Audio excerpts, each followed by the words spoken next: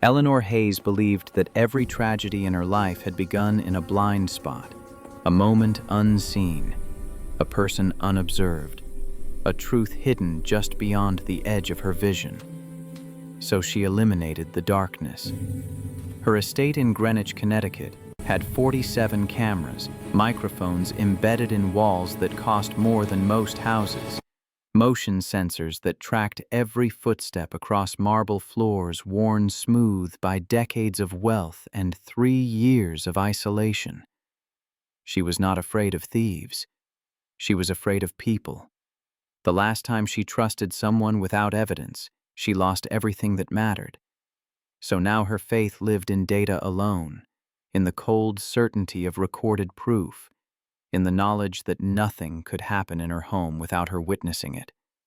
Until the night a janitor walked through her door and never once looked up at the cameras watching him, and Eleanor discovered that some truths refused to be captured on any screen. His name was Marcus Webb, and he came through a staffing agency that specialized in discretion. 42 years old, a black single father, widower, father to a 10-year-old daughter named Zoe. His background check was clean. His references were unremarkable, and his interview had lasted exactly 7 minutes because he answered every question with the minimum number of words required. Eleanor had not conducted that interview. Her household manager had. But she watched the recording afterward, the way she watched everything, and what struck her was not what Marcus said, but what he did not do. He did not try to impress anyone. He did not ask about the estate or its owner. He did not make small talk or attempt to establish rapport.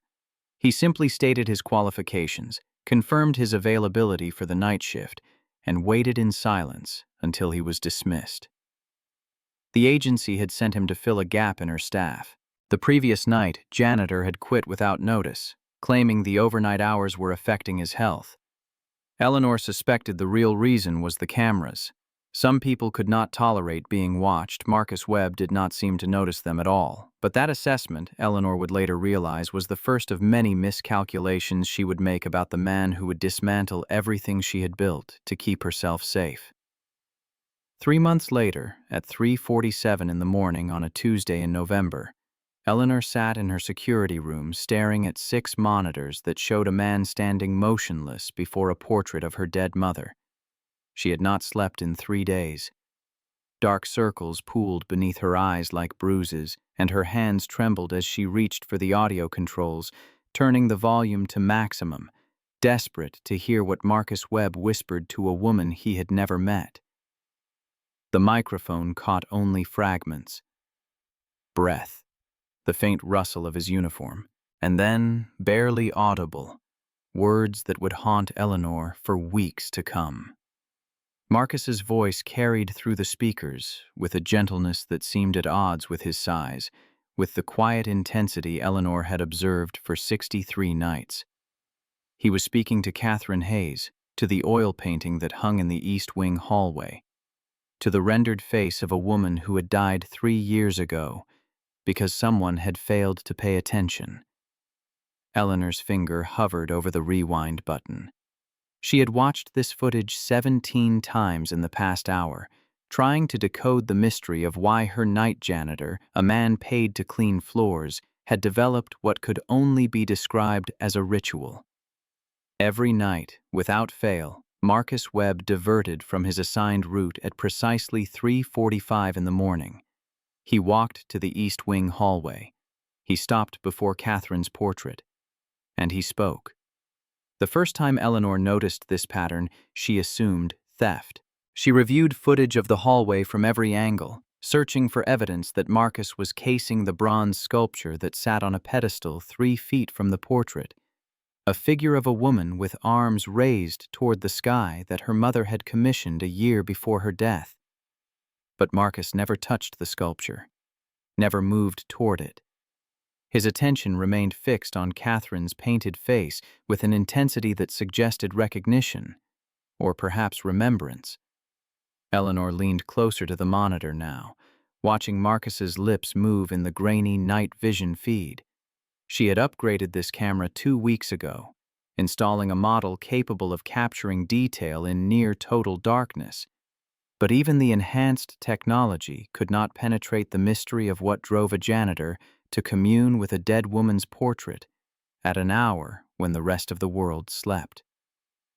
The footage showed Marcus reaching out slowly, his dark fingers hovering inches from the gilded frame but never making contact. His hand trembled. Eleanor zoomed the camera, focusing on his face, and for the first time in 63 nights of observation, she saw Marcus Webb's careful composure crack. A single tear traced down his cheek, catching the infrared light and appearing white-hot on the monitor. Eleanor's phone rang. The sound shattered the silence of the security room, and she flinched, hand flying to her chest where her heart hammered against her ribs. The caller ID showed her therapist's name, Dr. Patricia Morrison, their standing 4 a.m. appointment scheduled during the hours when Eleanor's insomnia peaked and her grip on rational thought loosened. She answered without taking her eyes from the monitor. Patricia's voice filled the room, professional concern wrapped in practiced calm. "Eleanor, have you slept?" "No." "Are you watching the cameras again?" The question required no answer. Patricia knew. She always knew. 3 years of twice-weekly sessions had given the woman an uncomfortable ability to read Eleanor's silences. "We talked about this," Patricia continued when Eleanor offered nothing. "Surveillance isn't safety. It's a cage you've built around yourself, and every day you spend watching those monitors is another day you're not living your life." "But what if this time," Eleanor heard herself say, voice rough from disuse, "what if this time the cameras showed me something true?" The question hung in the air between them, carried over cellular towers and fiber optic cables, traveling from Eleanor's fortress to Patricia's home office, where the therapist likely sat in her leather chair, notepad balanced on her knee, already calculating how to guide her most difficult patient back from the edge of obsession. "Tell me what you saw." So Eleanor did. She described Marcus Webb in halting sentences, explaining how he had appeared 8 weeks ago as just another employee, another person to monitor and catalog and assess for potential threats. She outlined his patterns, the meticulous way he cleaned, the precision of his movements, the fact that he brought his own food and never used the break room when other staff were present. She detailed the pipe burst incident from 7 weeks prior, when Marcus had worked 47 minutes in negative 12-degree weather to prevent catastrophic damage to the estate's foundation. Never calling for help, never seeking credit, just doing what needed to be done because the alternative was unacceptable. And then she described the portrait visits. 63 nights. 63 conversations with Catherine Hayes. Patricia was silent for a long moment. When she spoke, her voice carried a different quality, something Eleanor recognized as clinical interest wrestling with therapeutic caution. "Have you considered simply asking him why?" Eleanor laughed, a brittle sound that cracked in her throat. "And admit I've been watching him, that I've documented his every movement for 2 months, that I know things about him he never consented to share." "Eleanor, he works in your home. He knows about the cameras. It's in his employment contract. He knows about security cameras for safety. He doesn't know about the 47 cameras, the hidden microphones, the fact that I watch him 6 hours a day." Silence again. Eleanor could picture Patricia's face, the slight tightening around her eyes that appeared whenever Eleanor revealed the true extent of her surveillance operation. The therapist had tried for 3 years to help Eleanor dismantle what she had built, to guide her back to some version of normalcy where trust was possible and other humans were not automatically suspect. But Patricia did not understand. She had not watched her mother die because someone failed to speak up. She had not spent 2 years in litigation, proving that negligence and silence had killed Catherine Hayes. She had not looked at the hospital records and seen, in black and white, that a nurse had flagged concerning symptoms and an attending physician had dismissed them, too busy or too arrogant or too certain of his own expertise to listen. Eleanor had learned, in the crystalline clarity that followed her mother's death, that the only person she could trust to pay attention was herself. And paying attention required constant vigilance. required cameras and microphones and motion sensors, required knowing. But Marcus Webb had introduced a variable she had not accounted for. He was not stealing, was not slacking, was not doing any of the things Eleanor monitored her staff to prevent. Instead, he was talking to her dead mother, and Eleanor found herself, for the first time in 3 years, curious rather than suspicious. The distinction terrified her. Patricia's voice pulled her back to the present. "Eleanor, I want you to do something for me. I want you to turn off the monitors. Right now. And I want you to go to bed." "I can't." "You can. You choose not to. There's a difference between can't and won't. Not from where I'm sitting." Eleanor's gaze returned to the monitor, but Marcus was gone. The hallway stood empty, Catherine's portrait hanging in solitude, the bronze sculpture casting long shadows under the emergency lighting that stayed active through the night. Eleanor checked the timestamp. 3:52 a.m. Marcus's visits averaged 3 minutes and 40 seconds. He would be returning to his assigned areas now, resuming the methodical cleaning that would occupy him until 7 a.m. When his shift ended and he disappeared into his 12-year-old Honda Civic with the dent in the rear fender. Eleanor had reviewed footage of Marcus sitting in that car at the end of his shifts. He always paused before starting the engine, head bowed, hands resting on the steering wheel. Sometimes his lips moved, sometimes he just sat in silence, the weight of something invisible pressing down on his shoulders. Then he would drive away, and Eleanor would lose track of him until 11 p.m., when he returned to begin the cycle again. She had researched him, of course. Background checks were standard for all employees, but Eleanor had gone deeper.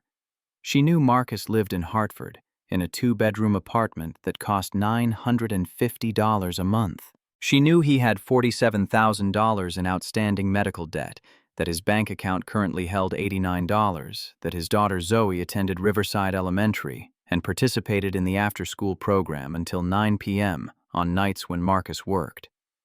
She knew he had been an accountant once, before his wife Emma died 4 years ago, before grief and financial ruin had forced him into whatever work he could find to keep a roof over his daughter's head. What Eleanor did not know was why Marcus Webb had chosen to work in her home. The staffing agency had 6 other placements available when Marcus applied. 2 paid more. 3 had better hours, but Marcus had specifically requested the overnight position at Eleanor's estate, and the agency, happy to fill a difficult slot, had not questioned his preference. Eleanor wanted to believe it was coincidence, random chance, the chaos of a universe that operated without plan or purpose. But 3 years of surveillance had taught her that people always had reasons, even when they hid those reasons beneath layers of misdirection and careful lies. Marcus Webb was hiding something. Not theft, not malice, something else entirely, something that drew him to Catherine's portrait night after night, something that made him cry in the darkness when he thought no one was watching. Patricia was still talking, her voice a steady stream of therapeutic intervention that Eleanor had stopped hearing minutes ago. She interrupted without apology. "I have to go." "Eleanor, wait." She ended the call and immediately pulled up a different camera feed. This one showed the main foyer, where Marcus was running his industrial mop across marble floors that already gleamed. His technique was flawless. Long, even strokes. No wasted motion. The kind of work that spoke to pride and discipline. Qualities Eleanor had noted in her employee files with the detached precision of an entomologist documenting insect behavior. But now, watching Marcus work, Eleanor found herself wondering about the man behind the motion. What did he think about during these long nights? Did he resent the work, the way his accounting degree gathered dust while he cleaned floors? Did he think about his wife, dead at 34 from lung cancer that had ravaged her body in the span of 4 brutal months? Did he worry about Zoe, growing up without a mother, watching her father work 2 jobs to service debt that should never have existed? Eleanor knew the answer to that last question. Of course Marcus worried about Zoe. Worrying about children was what decent parents did, and nothing in Eleanor's 2 months of observation suggested Marcus Webb was anything but decent, which made the mystery of his presence here even more confounding. She switched cameras again, this time to the break room where Marcus took his 30-minute meal break at 2:30 a.m. every night. He was not there yet, would not arrive for another hour, but Eleanor found herself studying the empty space anyway. The break room was one of 17 locations in the house where Eleanor had installed hidden microphones, small devices embedded in the coffee machine, the refrigerator, the light fixtures overhead. She told herself this was necessary. Employees gossiped in break rooms. They made plans. They said things when they thought they were unobserved that revealed their true nature, their real intentions. Rosa Martinez, the housekeeper who had worked for Eleanor for 18 years, had once told another employee that she felt watched constantly, that the cameras made her skin crawl, that she stayed only because she had a family to support and jobs like this were hard to find at 62. Eleanor had heard every word through the break room microphone. She had noted Rosa's complaint in the employee file. She had increased monitoring of Rosa's movements for 3 weeks afterward, searching for signs of disloyalty or theft or any behavior that might justify termination. She had found nothing. Rosa was exactly what she appeared to be. A tired woman doing her job, enduring surveillance because the alternative was unemployment. The realization had not prompted Eleanor to remove the microphones. Instead, she had simply filed the information away and continued watching, because knowing what people really thought was the only way to stay safe. Now, staring at the empty break room, Eleanor wondered what Rosa would think if she knew Eleanor was having a crisis of conscience over Marcus Webb. Would she laugh? Feel vindicated? Or would she recognize the tragedy of a woman so afraid of being surprised that she had turned her own home into a panopticon, with herself as both prisoner and guard? The question lodged in Eleanor's throat like a stone. She turned away from the monitors, but their glow followed her, 6 screens casting cold light across the walls of the security room. This room had once been a library. Catherine Hayes had filled it with first editions and leather chairs, had spent hours here reading poetry and philosophy, lost in worlds that existed only on pages. When Catherine died, Eleanor had gutted the space. Out went the books, the chairs, the warmth. In came the monitors, the recording equipment, the server racks that hummed with the constant work of processing 47 camera feeds. Patricia would say this was pathological, that Eleanor had taken her mother's reading room, her sanctuary, and transformed it into the physical manifestation of trauma. But Patricia had not been in the hospital room when Catherine died, had not held her mother's hand as machines beeped and alarms sounded and nurses rushed in too late, had not learned in the investigation that followed that someone had noticed something wrong and said nothing, had chosen silence over advocacy, had let procedure and hierarchy matter more than a patient's life. Eleanor would never be that person, would never choose silence, would never miss a detail that might matter. She would watch and document and know, and if that made her pathological, then pathology was preferable to the alternative. The monitors showed Marcus moving through the house with the steady rhythm of someone who understood that work was meditation, that the repetition of simple tasks could quiet the chaos of a complicated mind. Eleanor had seen this quality in other employees over the years, but none had embodied it quite like Marcus. He approached cleaning the way a master craftsman approached their art, with total presence and complete attention. Every surface received the same care, whether it was the marble foyer or the utility closet near the garage. Every task deserved his full focus, regardless of whether anyone was watching. Except someone was always watching. Eleanor was always watching. And in 2 months of constant surveillance, she had learned more about Marcus Webb than he would ever willingly share. She knew he checked his watch at exactly 3:15 a.m. every night, that his pace increased measurably after that moment, that he worked with an urgency that suggested something important waited for him after his shift ended. She knew he avoided the staff break room when other employees were present, preferring solitude to the forced camaraderie of workplace relationships. She knew he never spoke unless spoken to first, and even then his responses were brief and courteous and entirely unrevealing. She knew that every single night, without exception, he found his way to the East Wing corridor and stood before Catherine Hayes's portrait, speaking words that Eleanor's 47 cameras and 19 microphones could not quite capture. A new thought occurred to Eleanor, sharp and uncomfortable. What if Marcus knew about the surveillance? Not just the visible cameras, but all of it. The hidden microphones, the motion sensors, the fact that Eleanor watched him for hours each day.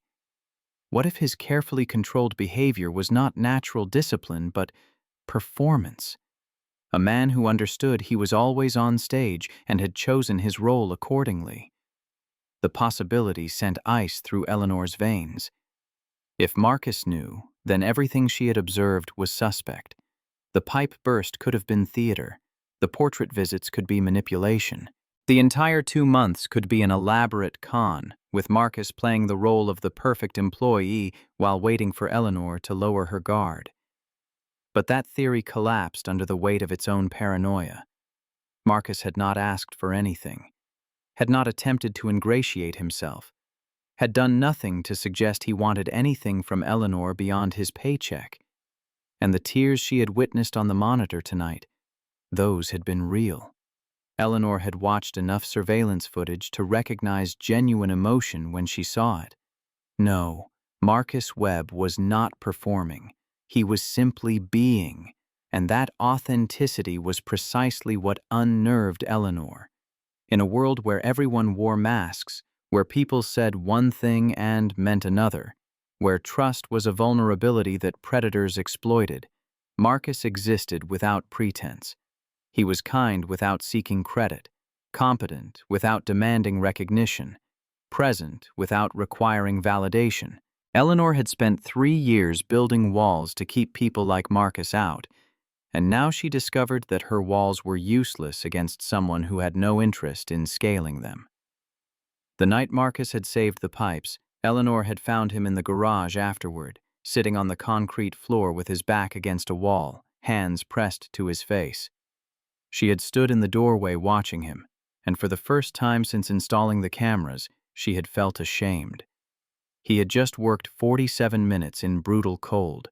His hands were bleeding, his body shook with exhaustion, and Eleanor's first instinct had been to review the footage from multiple angles, to document what had happened, to catalog his actions for future reference. Patricia's voice echoed in her memory. Surveillance isn't safety, it's a cage. Eleanor had ignored the observation then. She ignored it now. Because if surveillance was a cage, then freedom was chaos, and Eleanor had experienced enough chaos to last several lifetimes. Better to be trapped in certainty than lost in trust. The monitors showed Marcus finishing the foyer, pushing his mop and bucket toward the service elevator that would take him to the 2nd floor. He would clean the upstairs hallways next, then the bathrooms, then the guest rooms that no guests ever used because Eleanor did not have guests, did not entertain, did not allow anyone into her fortress who was not paid to be there and contractually obligated to accept surveillance as a condition of employment. Eleanor's phone buzzed. A text from Rosa. Ms. Hayes, are you well? I left dinner in the kitchen but noticed you didn't eat, concerned. 18 years Rosa had worked here. 18 years of quiet competence and patient endurance. Eleanor knew Rosa's schedule as well as she knew her own. Knew Rosa arrived at 7 a.m. and left at 4 p.m. Knew she took lunch at noon and spent exactly 23 minutes eating while reading romance novels on her phone.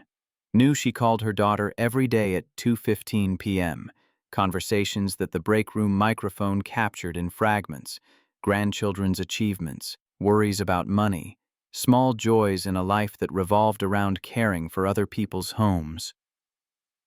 Eleanor had never thanked Rosa, had never acknowledged that she understood the sacrifice of 18 years spent under constant observation, had simply accepted Rosa's service as her due, the way she accepted that cameras recorded and microphones captured and servers stored every moment for future review. She typed back, "I'm fine. Thank you for your concern." Rosa's response came immediately. "Of course, Ms. Hayes. Please rest." Eleanor would not rest. Rest required peace, and peace required not knowing. And not knowing was the thing Eleanor feared most in all the world. The second-floor cameras showed Marcus emerging from the service elevator. He moved with the same steady purpose he brought to every task, but Eleanor noticed something different tonight. A hesitation. Marcus paused in the hallway, one hand on his mop handle, his head tilted as if listening to something only he could hear. Then he shook his head slightly and continued working, but the moment of uncertainty lingered in Eleanor's mind like smoke. What had he heard? What internal voice had given him pause? Eleanor cycled through audio feeds, searching for sounds that might have caught Marcus's attention, but the house was silent, except for the hum of climate control and the distant whisper of Marcus's mop against hardwood. She made a note in her surveillance log. 4:17 a.m. Subject paused work for approximately 8 seconds, appeared distracted or uncertain, resumed normal pattern. No external stimulus detected. The log was meticulous, 23 pages for Marcus Webb alone, covering 63 nights of observation. Eleanor had similar logs for every employee, though none were as detailed as Marcus's. He had become her primary focus in recent weeks, the puzzle she could not solve, the variable that refused to fit into her carefully constructed models of human behavior. Patricia would say this obsession was dangerous, that Eleanor was projecting onto Marcus all the things she wished she could trust about the world, that she was using him as a test case, a way to prove to herself that authentic goodness could exist, and if she found evidence to the contrary, she would have justification to maintain her isolation forever. Patricia might be right. Eleanor had stopped caring about Patricia's rightness weeks ago. The monitors showed Marcus finishing the second-floor hallways and moving toward the guest wing. His route would take him past Catherine's portrait in approximately 28 minutes, if he maintained his current pace. Eleanor settled deeper into her chair, preparing for the vigil she had maintained for 63 nights, the waiting that had become its own ritual. But tonight, something shifted. Tonight, Eleanor made a decision that would change everything. She stood from her chair and walked out of the security room, leaving the monitors glowing behind her. Her bare feet moved silently across cool marble, down the main staircase, through hallways that felt cavernous without the mediating lens of surveillance cameras. The house was different when experienced directly rather than observed remotely. Larger, more empty. The silence had weight and texture, pressing against Eleanor's skin like a physical presence. She walked to the East Wing corridor and stood in shadow, 20 feet from Catherine's portrait, and waited for Marcus Webb to arrive. The minutes stretched. Eleanor's heart hammered. She felt exposed without her cameras, vulnerable in a way she had not experienced in 3 years. This was what normal people did, she realized. They encountered each other in physical space, without the buffer of screens and recorded evidence. They took risks. They trusted that the present moment would be enough. Eleanor hated it, wanted desperately to return to her monitors, to the safety of observation, but she forced herself to stay, to wait, to see what would happen when Marcus Webb discovered he was not alone. At 3:45 a.m., footsteps echoed in the hallway.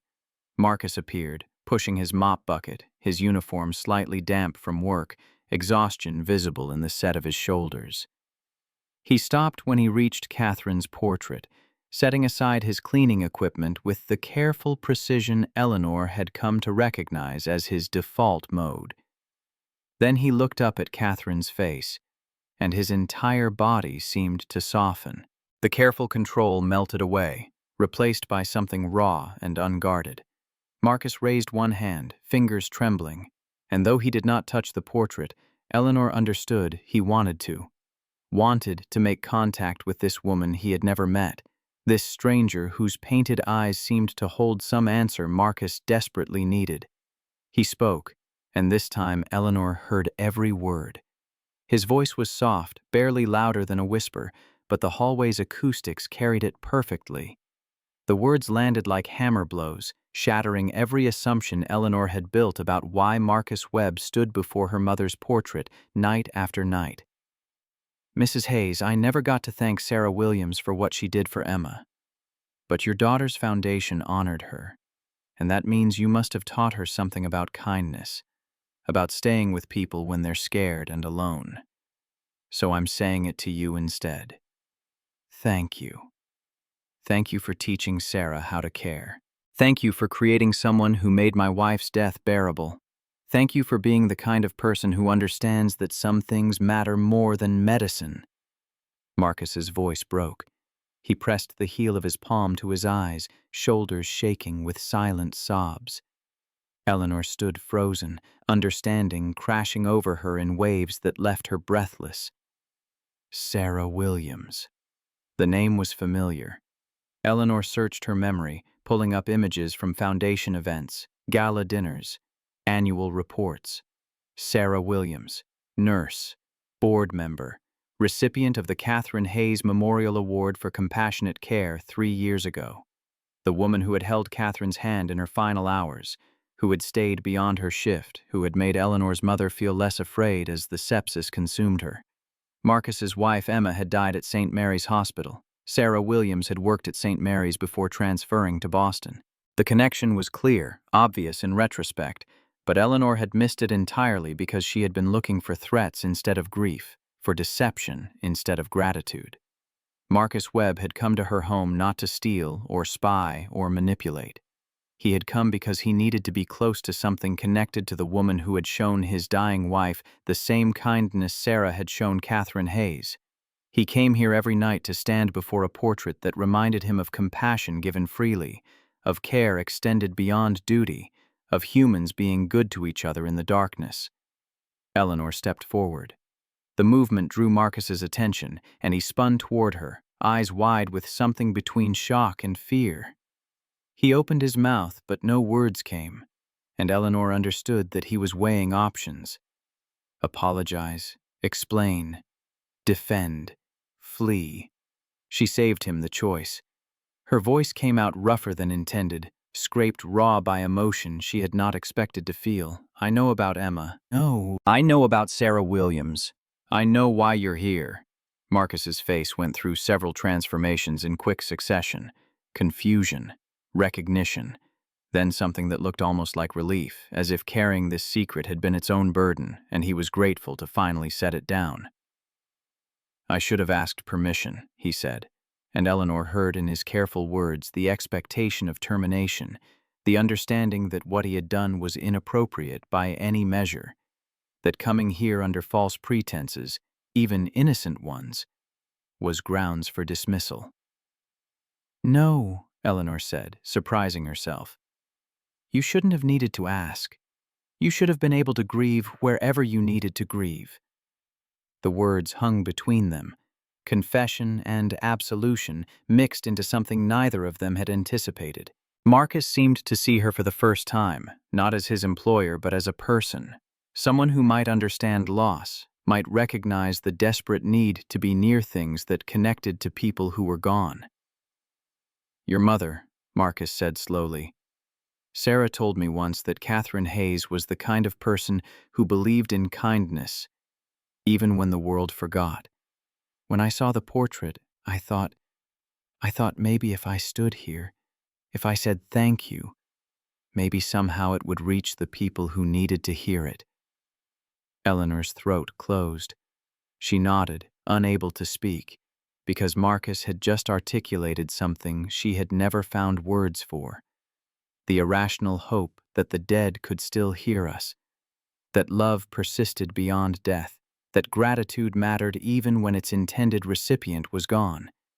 They stood in silence, the absurdity of the moment not lost on either of them. Employer and employee. Billionaire and janitor. Two people who had both lost someone they loved, who had both built lives around the hole that loss had carved, who had both been looking for meaning in the spaces where meaning seemed least likely to exist. "I've been watching you," Eleanor said, and immediately wanted to take it back because the words were an admission, a revelation of her own breach of boundaries, her own inappropriate behavior. But Marcus just nodded. "I know. The cameras are hard to miss." "Not just the obvious ones, all of them. 47 cameras, hidden microphones. I've documented everything you've done for 2 months." She expected anger, disgust, violation. Instead, Marcus's expression shifted to something that might have been sadness, might have been pity. Why? The question was simple. The answer was not. Eleanor found herself telling Marcus things she had never told Patricia, never admitted to Rosa, never even fully acknowledged to herself. She explained about Catherine's death, about the nurse who noticed symptoms and the doctor who ignored them, about the lawsuit that proved negligence but could not restore life. She described the first camera, installed a week after Catherine's funeral, then the second, then the exponential growth of her surveillance operation, until her entire home was mapped and monitored and known. "I thought if I could see everything," Eleanor heard herself say, "then nothing bad would happen. I could prevent loss, stop tragedy, stay safe." "And did it work?" Marcus asked gently. Eleanor looked at him, really looked, and saw her reflection in his eyes. A woman who had become so afraid of being surprised that she had stopped living, who had chosen certainty over connection, who had built a fortress so complete that nothing could reach her, not danger, but also not joy. "No," she whispered. "It just made me alone." Marcus nodded as if he had known this already, as if loneliness was written across Eleanor's face in letters anyone could read if they chose to look. He glanced back at Catherine's portrait, then at Eleanor, and in that moment, something passed between them that had nothing to do with employment or observation, just recognition. Two people who had survived loss and built different prisons to contain their grief. His prison made of exhaustion and his daughter's needs and medical debt that could never fully be repaid. Eleanor's prison made of cameras and servers and the illusion of control. "I should finish my shift," Marcus said quietly, and Eleanor understood he was giving her an exit, a way to end this conversation before it went further, before either of them said things that could not be unsaid. But Eleanor had spent 3 years taking exits, avoiding difficult conversations, choosing surveillance over engagement. Something Patricia had said months ago came back to her. "At some point, Eleanor, you have to decide whether you want to be safe or whether you want to be alive." "My mother died at 3:15 in the morning," Eleanor said. "I've watched you check your watch every night at that time. When did Emma die?" Marcus's face showed Eleanor that she had guessed correctly before he spoke. 3:15 a.m., November 19th, 4 years ago. They stood in the hallway that was no longer just a hallway, but a shrine to shared loss, to the specific horror of watching someone you love slip away at an hour when the world is dark and cold and indifferent. Eleanor had never told anyone about checking her watch at 3:15 every morning, about the way that moment pulled her from sleep if she managed to sleep at all, about how her mother's final breath seemed to echo across years. "I'm sorry," she said, and meant it in a way she had not meant anything in a very long time. "Me too," Marcus replied, and Eleanor understood he was apologizing not for Emma's death, but for Eleanor's loss. For Catherine Hayes, who had taught Sarah Williams how to care, for all the people who died at 3:15 in the morning, while those who loved them stood helpless, watching. The moment stretched. Somewhere in the house, a climate control system clicked on. Outside, an owl called into November darkness, and in the East Wing corridor of a mansion in Greenwich, Connecticut, two people who had been strangers 63 nights ago stood together in the specific silence that exists only between those who have survived the unsurvivable. "You saved the pipes," Eleanor said finally, because she needed to say something that was not about death, something that acknowledged Marcus as someone who acted rather than just someone who endured. 3 weeks ago, when it was 12 below zero, you could have called emergency maintenance, but you didn't. Marcus shrugged. "Needed doing, and I've always believed," he paused, seeming to weigh his words, then continued, "some things you do right, even when no one knows." The phrase had weight, had been shaped by repetition, and Eleanor recognized it as something Marcus told himself, a personal credo. She filed it away, not in her surveillance logs, but in actual memory, the kind that mattered because it revealed character rather than behavior. "I know about your daughter," Eleanor said, then immediately regretted the admission because it revealed just how deeply she had invaded Marcus's privacy. But she pressed forward. "Zoe, 10 years old, after-school program until 9 p.m. on nights you work." Marcus's jaw tightened. "You looked into my family." "I look into everything. It's what I do." "Is it?" Marcus met her eyes without challenge, but without deference either. "Or is it what you hide behind?" The question should have angered Eleanor, should have prompted termination, should have sent her back to her monitors where she could watch from safety and never risk this kind of direct confrontation. But anger did not come. Instead, she felt something uncomfortably close to shame. "Both," she admitted. Marcus nodded, accepting this, and Eleanor realized he was not interested in judging her. He had his own survival to worry about, his own daughter to provide for, his own grief to carry. He did not have energy to spare on Eleanor's particular pathology. "I need to finish my shift," Marcus said again, and this time Eleanor heard the exhaustion in his voice, the bone-deep tired that came from working all night and then going home to be present for a 10-year-old who needed breakfast and conversation, and the fiction that everything was okay. "Of course," Eleanor said, stepping aside. Marcus gathered his cleaning equipment and moved down the hallway, and Eleanor watched him go, this time with her own eyes rather than through a camera lens. The difference was subtle but significant. On monitors, Marcus was data, behavior to be cataloged and analyzed. In person, he was simply Marcus. Human. Complicated. Carrying burdens that 47 cameras could observe but never fully capture. Eleanor returned to her security room because returning was easier than remaining, because old habits had gravity and she had not yet learned how to escape their pull. But she did not turn on the monitors. For the first time in 3 years, she sat in the cold glow of sleeping screens and simply existed, thinking about Marcus Webb and Catherine Hayes and the specific loneliness of people who survive loss by turning their homes into prisons. Outside, dawn approached. Soon, Rosa would arrive for her shift, would begin her daily routine of cleaning and organizing, and enduring Eleanor's surveillance with the patient resignation of someone who needed the paycheck more than she needed dignity. Soon, Marcus would leave, would drive his battered Honda Civic back to Hartford, would shower and change and transform from night janitor into father, present and attentive for the few hours he had with Zoe before exhaustion claimed him.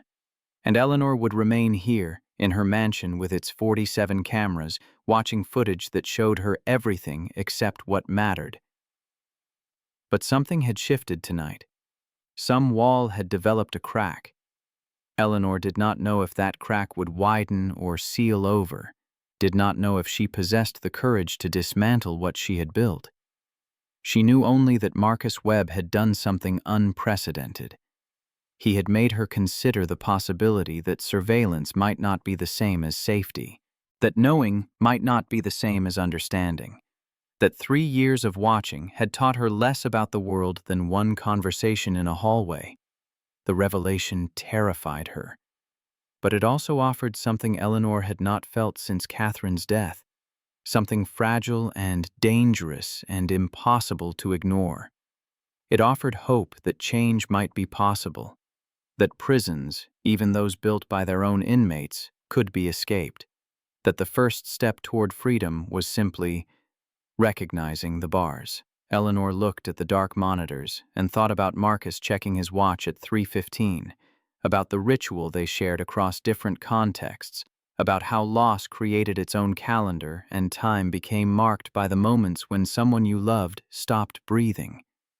She thought about Catherine's portrait and Sarah Williams and the invisible threads that connected strangers through acts of kindness given years ago. She thought about Zoe, a girl she had never met, but whose existence she had documented in surveillance logs, a child growing up in her father's determined love, proof that life persisted even after loss tried to end it. Dawn light began to infiltrate the security room, painting monitors in shades of gray and gold. Somewhere in the house, Marcus Webb cleaned his final surfaces and prepared to leave, and Eleanor Hayes sat in the wreckage of her certainty, considering for the first time in 1,000 days the possibility that there might be another way to live. The cameras could wait, the monitoring could pause. For just this moment, Eleanor allowed herself to sit in unknowing, to trust that the house would not collapse and the world would not end simply because she stopped watching for one sunrise. It was a small thing, a beginning. But beginnings, Eleanor was slowly learning, were often small. Change arrived not in dramatic revelations but in accumulating choices, in the decision to turn off monitors or speak to employees as humans, or admit that 3 years of surveillance had protected nothing except her fear. Marcus Webb had not set out to teach her this. He had come here to say thank you to a dead woman's portrait, to stand in a hallway where kindness had once been taught and try to feel connected to something larger than his own grief. But in doing so, he had shown Eleanor a mirror, and for the first time in 3 years, she looked at her reflection without the mediating lens of a camera and saw what she had become. The seeing hurt, but it also clarified. And clarity, even painful clarity, was better than the fog of willful blindness Eleanor had been living in. She rose from her chair and left the security room, closing the door behind her. The house felt different in early morning light, less fortress and more structure, just walls and floors and spaces that could hold life if Eleanor allowed them to.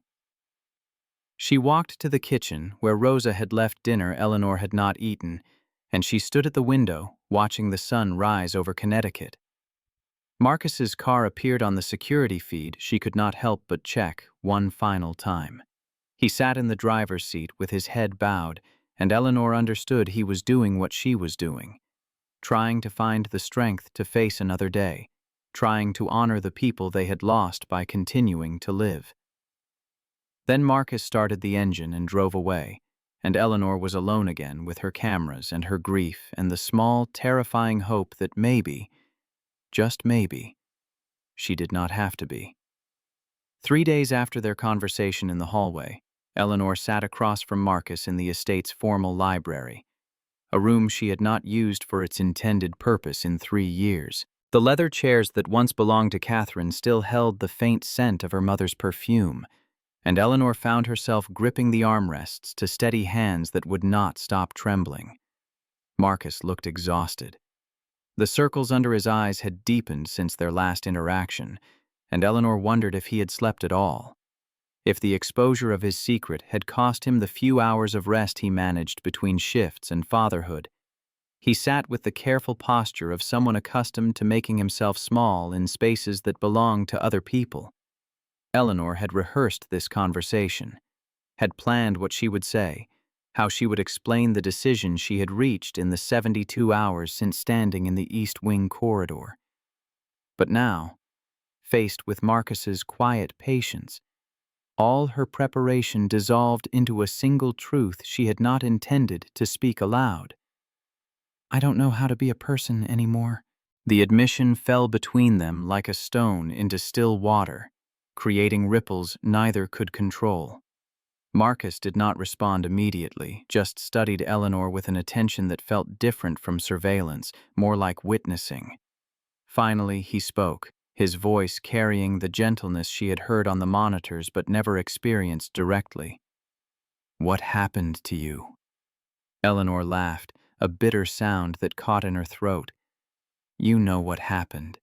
You said it yourself. My mother died because someone didn't speak up, because negligence was easier than courage, because in hospitals like everywhere else, hierarchy matters more than humans. I know what happened to your mother. I'm asking what happened to you."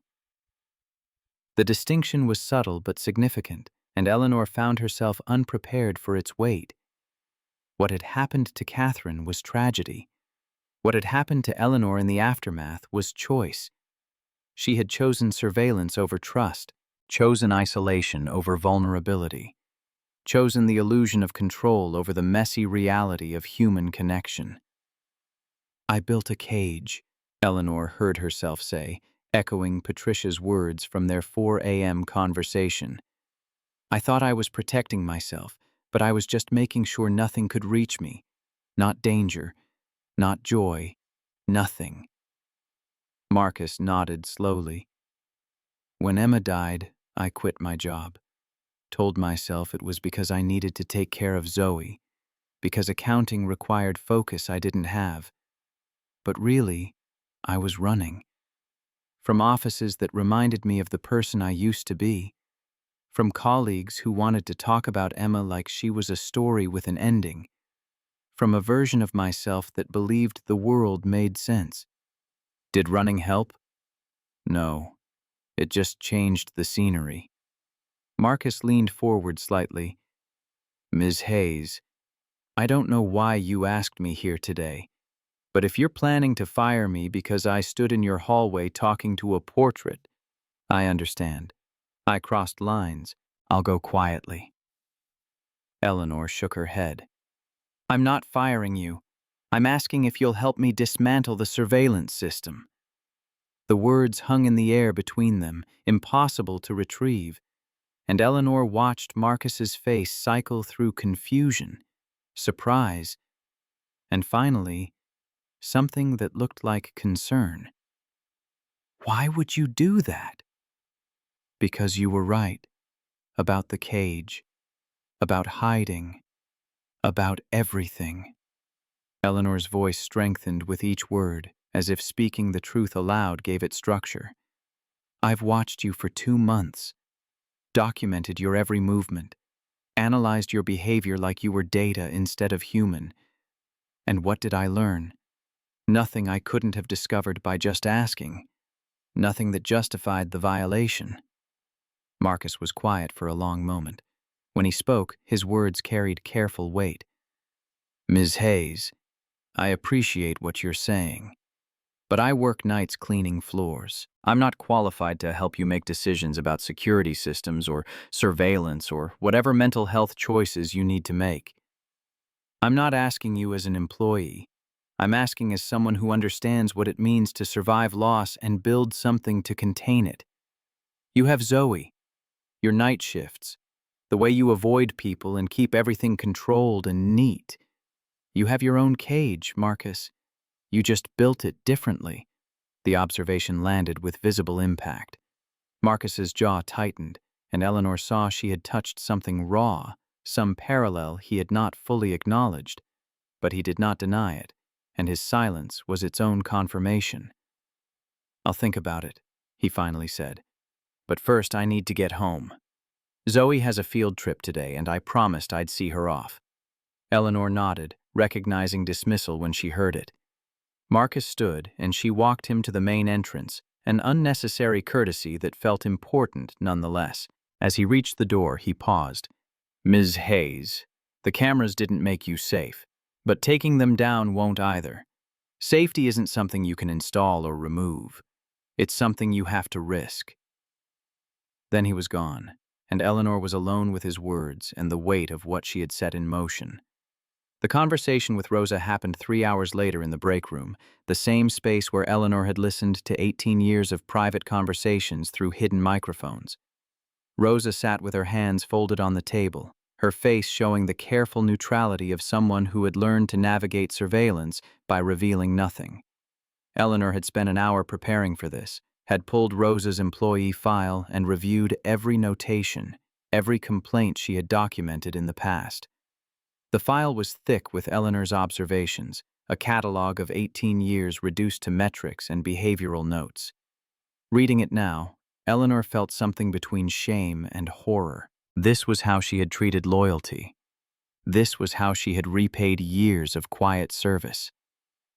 "Rosa, I owe you an apology."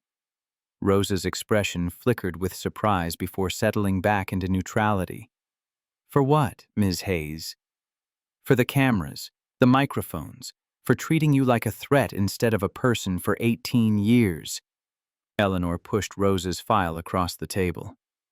"This is what I've been doing. Watching. Documenting. Analyzing. I've recorded private phone calls with your daughter. I know about your grandchildren's school troubles.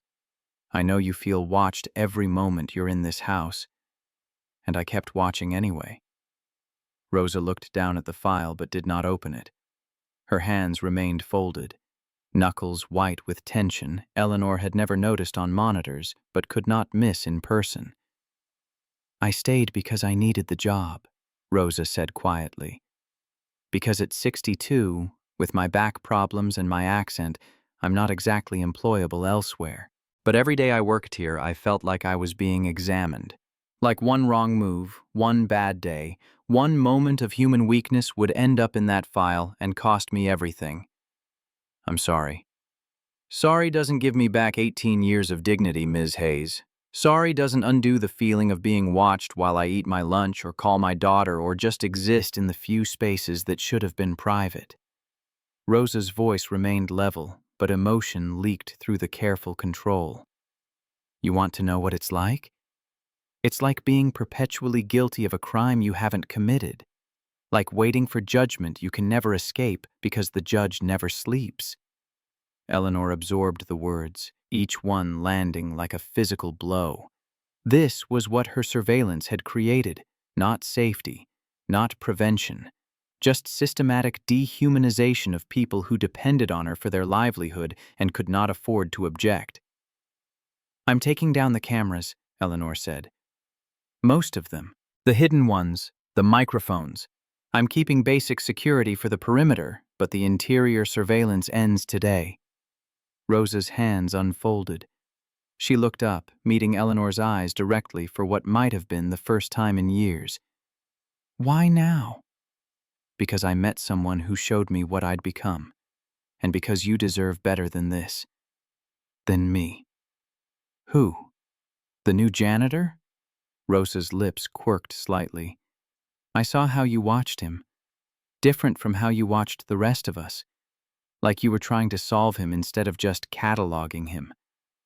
Eleanor had not realized her obsession with Marcus had been visible to others, but of course it had been. Rosa had survived 18 years by paying attention, by learning to read Eleanor's moods and patterns. The ability to predict was its own form of self-preservation. "Marcus made me see that surveillance doesn't prevent loss. It just creates a different kind of it." Eleanor took a breath. "I'm offering you a choice, Rosa. I'd like you to stay. I'll increase your salary by 25%. I'll provide a formal acknowledgement of your 18 years of service, and I'll never watch you again. But if you want to leave, I understand. I'll provide excellent references and a severance package." Rosa studied Eleanor for a long moment, and Eleanor forced herself to sit with the discomfort of being seen rather than seeing, of being the subject of someone else's assessment rather than the one conducting analysis. "I'll stay," Rosa said finally, "but not for the money. I'll stay because I've invested 18 years here, and I want to see if you actually mean what you're saying. If you can actually change. And if you can't," she paused, If you can't, then at least I'll know I gave you the chance. The conditional acceptance stung worse than rejection would have, but Eleanor nodded. That's fair. More than fair. Rosa stood, smoothing her uniform with practiced efficiency. The tech company arrives tomorrow to remove equipment. I assume you'll want me to let them in?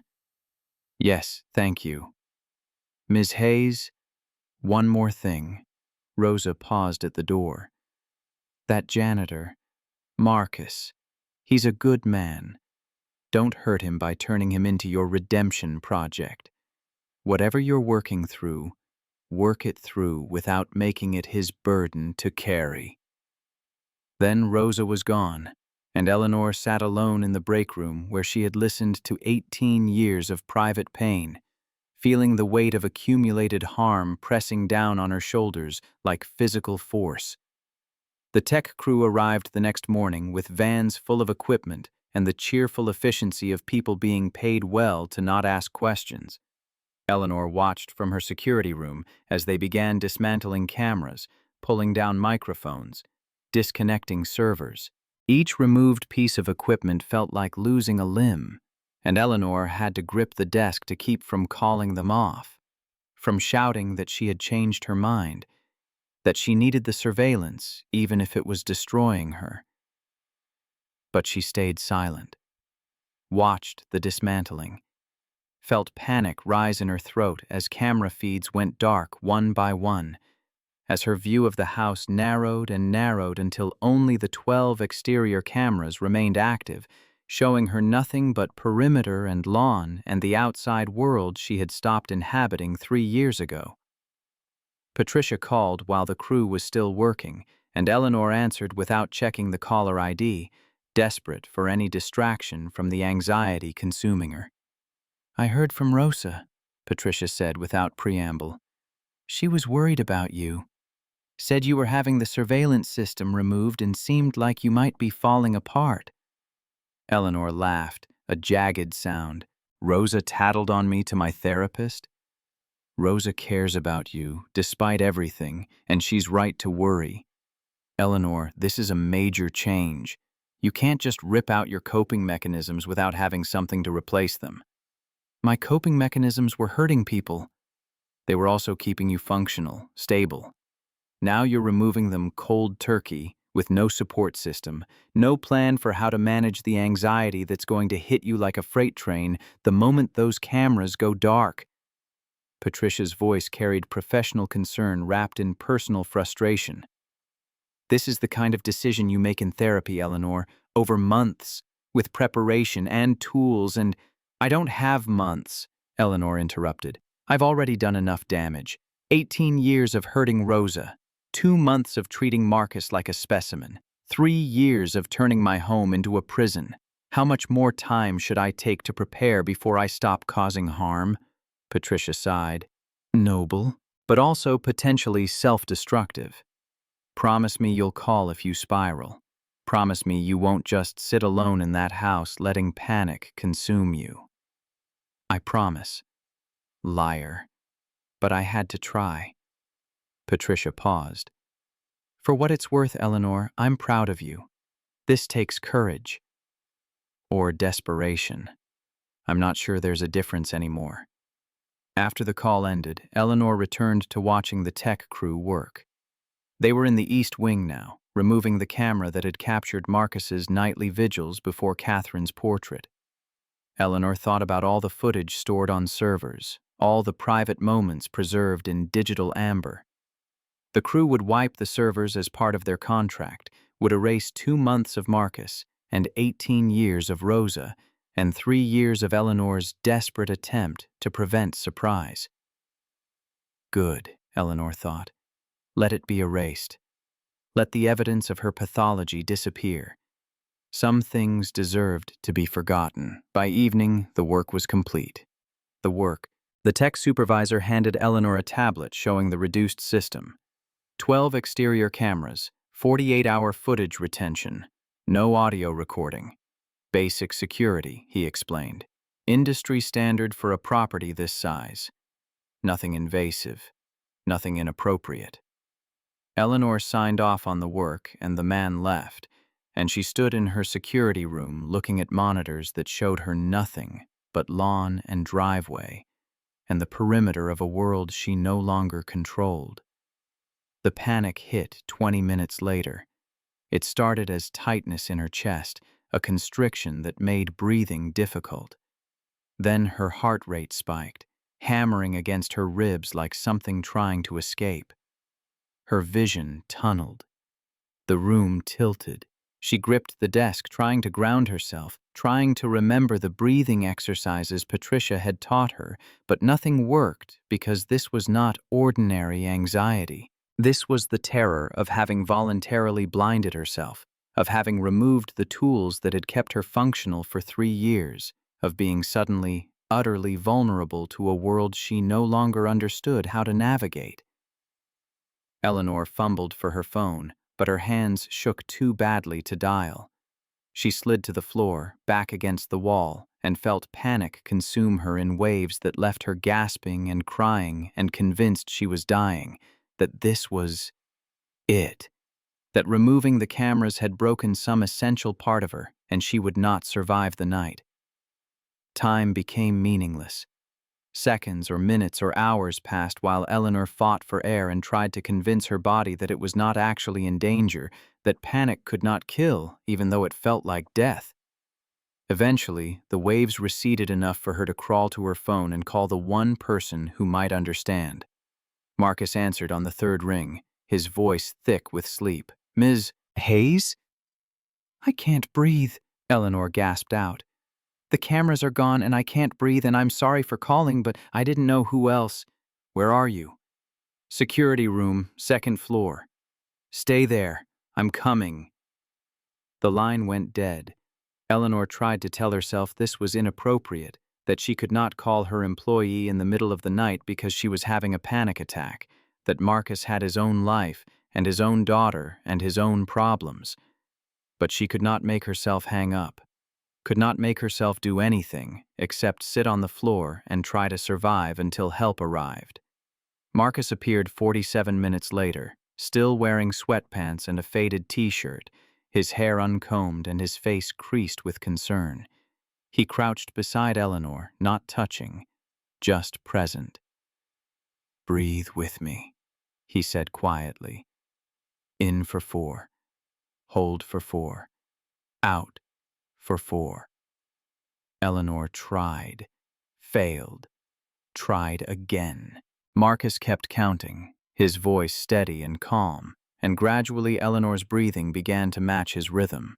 The panic did not disappear, but it loosened its grip enough for her to think, to remember that she had survived panic attacks before, that this too would pass. They sat like that for perhaps 10 minutes, Marcus counting breaths while Eleanor fought to keep her lungs functioning. Finally, when the worst had passed, Marcus spoke again. "First panic attack since removing the cameras?" Eleanor nodded, not trusting her voice. "There'll be more. Probably a lot more." Marcus shifted to sit against the wall beside her, careful to maintain distance. "When Emma died, I had panic attacks for 6 months. Couldn't be in hospitals. Couldn't hear sirens without my chest locking up. Couldn't see people coughing without being back in that room, watching her struggle for air. How did you stop them?" "I didn't. I learned to ride them out. Learned they couldn't actually kill me even though they felt like death." Marcus looked at the dark monitors. "You did something brave today. Something necessary. But brave and necessary doesn't mean easy or painless." Eleanor's laugh came out wet, choked. "I called my employee at 2 in the morning because I was having a panic attack about removing surveillance equipment. That's not brave. That's pathetic. It's human, which for you might actually be braver." Marcus rubbed his face, exhaustion evident in every line. "Ms. Hayes, I need to ask you something, and I need you to be honest. Why did you really remove the cameras?" "I told you, because I realized they were hurting people." "That's part of it. But what's the other part? The part you're not saying?" Eleanor stared at the dead monitors, at the reflection of herself and Marcus visible in their dark screens. When she spoke, Her voice was barely above a whisper. Because I saw myself through your eyes, saw what I'd become, and I couldn't live with it anymore.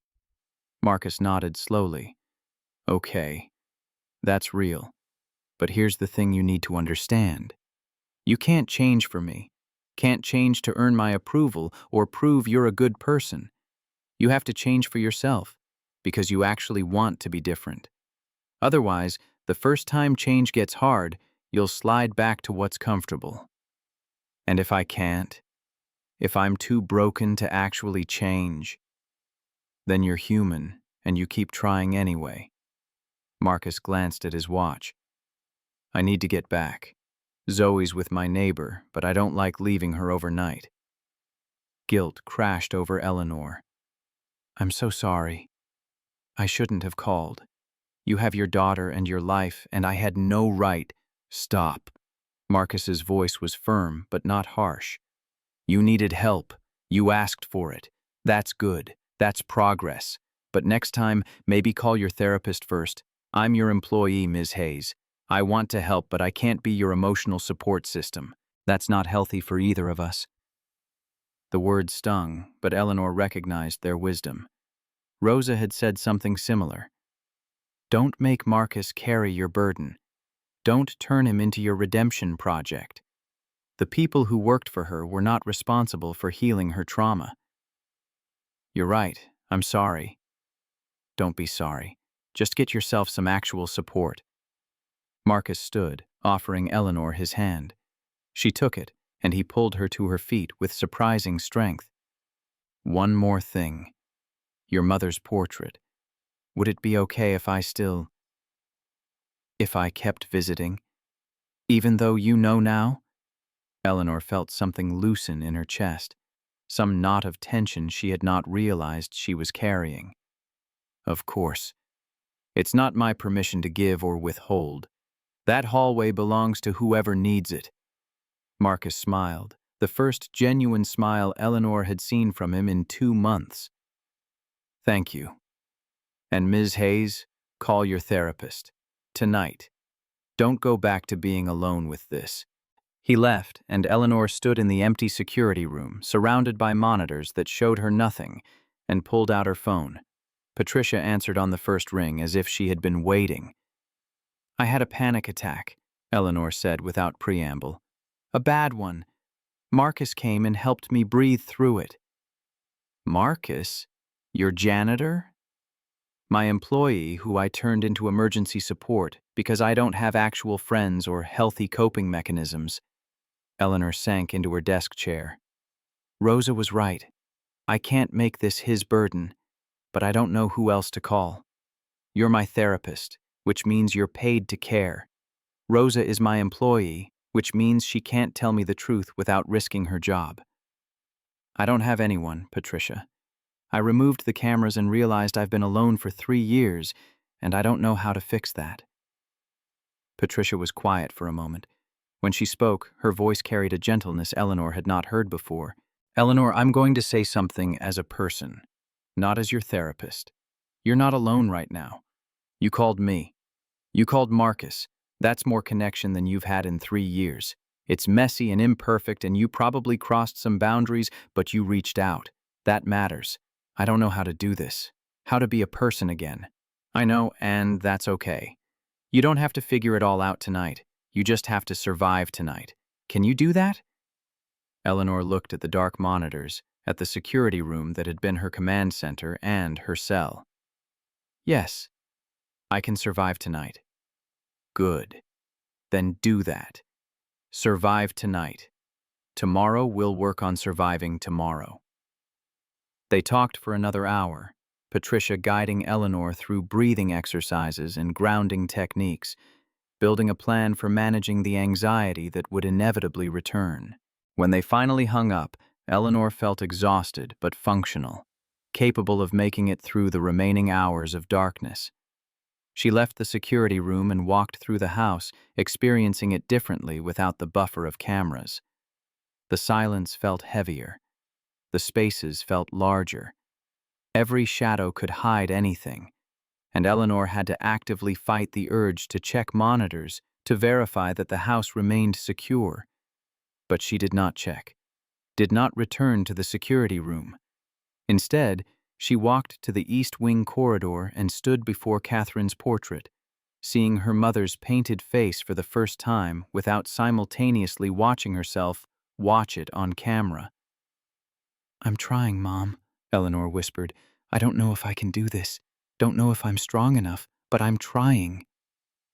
Catherine's painted eyes offered no answer, no reassurance, just the fixed expression of oil and canvas, preserved forever in a moment before death, before loss, before Eleanor learned that the world could steal people you loved and leave you drowning in the aftermath. Eleanor reached out and touched the frame, the first time she had made physical contact with the portrait since its installation 3 years ago. The wood was smooth and cool, solid in a way that felt grounding. Marcus touched this frame, stood in this spot, found some measure of peace in proximity to a woman who had taught someone else how to care. Perhaps Eleanor could find peace here too, not through surveillance, not through control, just through standing in a hallway at 3 in the morning, acknowledging loss, and choosing to keep living anyway. The days that followed tested Eleanor in ways she had not anticipated. Without cameras to occupy her attention, time expanded into endless hours that needed filling. She tried reading, but could not focus. Tried working on foundation business, but found herself constantly checking empty monitors, searching for threats that were not there. The anxiety was persistent and exhausting, a low-grade panic that spiked unpredictably and left her shaking. Rosa noticed. Brought meals Eleanor did not eat. Left notes reminding her to drink water, to rest, to breathe. The kindness was unexpected and almost unbearable, and Eleanor found herself crying at random moments, overwhelmed by the realization that Rosa had cared about her despite 18 years of surveillance, that humans could offer compassion even to those who had treated them poorly.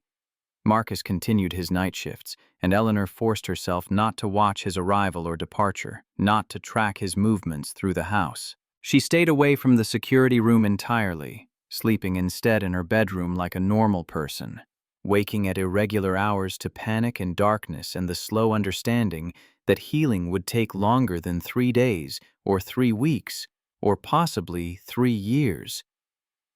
On the 4th day, Rosa appeared at Eleanor's study with mail and a determined expression that suggested bad news. "Ms. Hayes, there's something you need to know about Marcus." Eleanor's stomach dropped. "Is he quitting?" "No, but his daughter had an incident at school yesterday." Rosa's voice was careful. "I overheard him on the phone with the principal. A teacher searched Zoe's belongings in front of the entire class, accused her of stealing because she had a science kit that seemed too expensive for—" Rosa paused delicately. "For what the teacher assumed Marcus could afford." Eleanor felt rage ignite in her chest, sharp and clean. The teacher racially profiled a 10-year-old child. That's what it sounds like. Marcus was very calm on the phone, but I could hear the anger underneath. The kind of anger that comes from a lifetime of this happening. Rosa set down the mail. "I thought you should know, because Marcus won't tell you. He keeps his work separate from his life. But after he helped you the other night, I figured maybe you could help him." Eleanor was already reaching for her phone, pulling up the contact information for Riverside Elementary that existed in the background check file she had compiled on Marcus. Rosa watched her with an expression that might have been approval. "What are you going to do?" "I'm going to make a phone call, and then I'm going to write a check." Eleanor's hands were steady for the first time in days, purpose overriding anxiety. "No child should be humiliated like that. Not in my name. Not when I have the resources to change it." She called the school, asked to speak with the principal, was put on hold. While she waited, Rosa brought her tea and sat in the chair across from Eleanor's desk, a quiet show of support that felt significant given their history. The principal finally picked up, his voice carrying the practiced patience of someone accustomed to managing difficult parents. "This is Principal Morrison. How can I help you?" Eleanor introduced herself, explained that she was calling regarding Zoe Webb, described what she understood had happened. The principal's tone shifted immediately when he recognized Eleanor's name, when he understood he was speaking with someone whose wealth gave her words weight. "Ms. Hayes, I assure you this was a misunderstanding. Mrs. Patterson was simply following protocol when she noticed a student with expensive equipment. She singled out a black child and searched her belongings in front of her peers. That's not protocol. That's racial profiling." Eleanor's voice remained calm, but steel threaded through every word. "I'm calling to inform you that I will be making a substantial donation to Riverside Elementary. $50,000, earmarked specifically for diversity training and anti-bias education for all staff members. I will also be requesting a formal apology to Zoe Webb and her father and a review of Mrs. Patterson's conduct." Silence on the other end. Then the principal's voice, now obsequious. "That's very generous, Ms. Hayes. We would be honored to accept such a donation. I'll personally ensure that Zoe receives an apology and that we review our procedures." "You'll do more than review. You'll change them. Because if I hear of another incident like this, I'll pull the donation and make sure every parent in your district knows why." Eleanor paused. "Do we understand each other?" "Yes, Ms. Hayes. Absolutely." She ended the call and looked at Rosa, who was smiling for the first time in Eleanor's recent memory.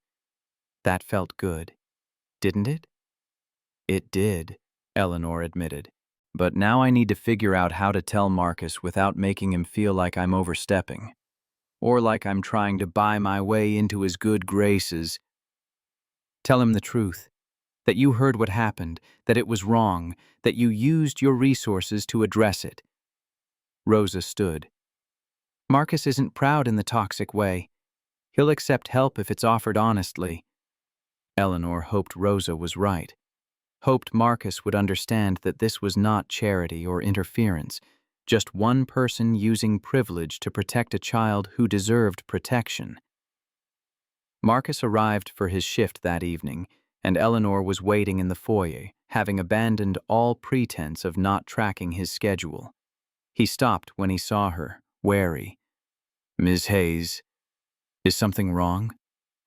"I heard about Zoe, about what happened at school."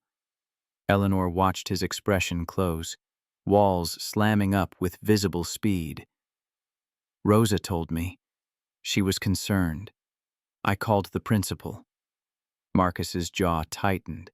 "You called my daughter's school?" "I made a donation for diversity training. I asked for an apology to Zoe. I made it clear that what happened was unacceptable." Eleanor forced herself to meet his eyes. "I know I should have asked first. I know this was your situation to handle, but I couldn't just do nothing when I had the power to help."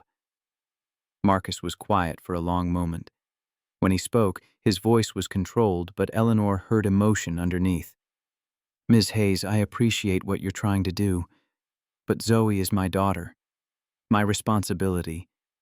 I don't need you fighting my battles or protecting my child. I'm not trying to take over. I'm just using the privilege I have to address an injustice. That's not about you or your ability to protect Zoe.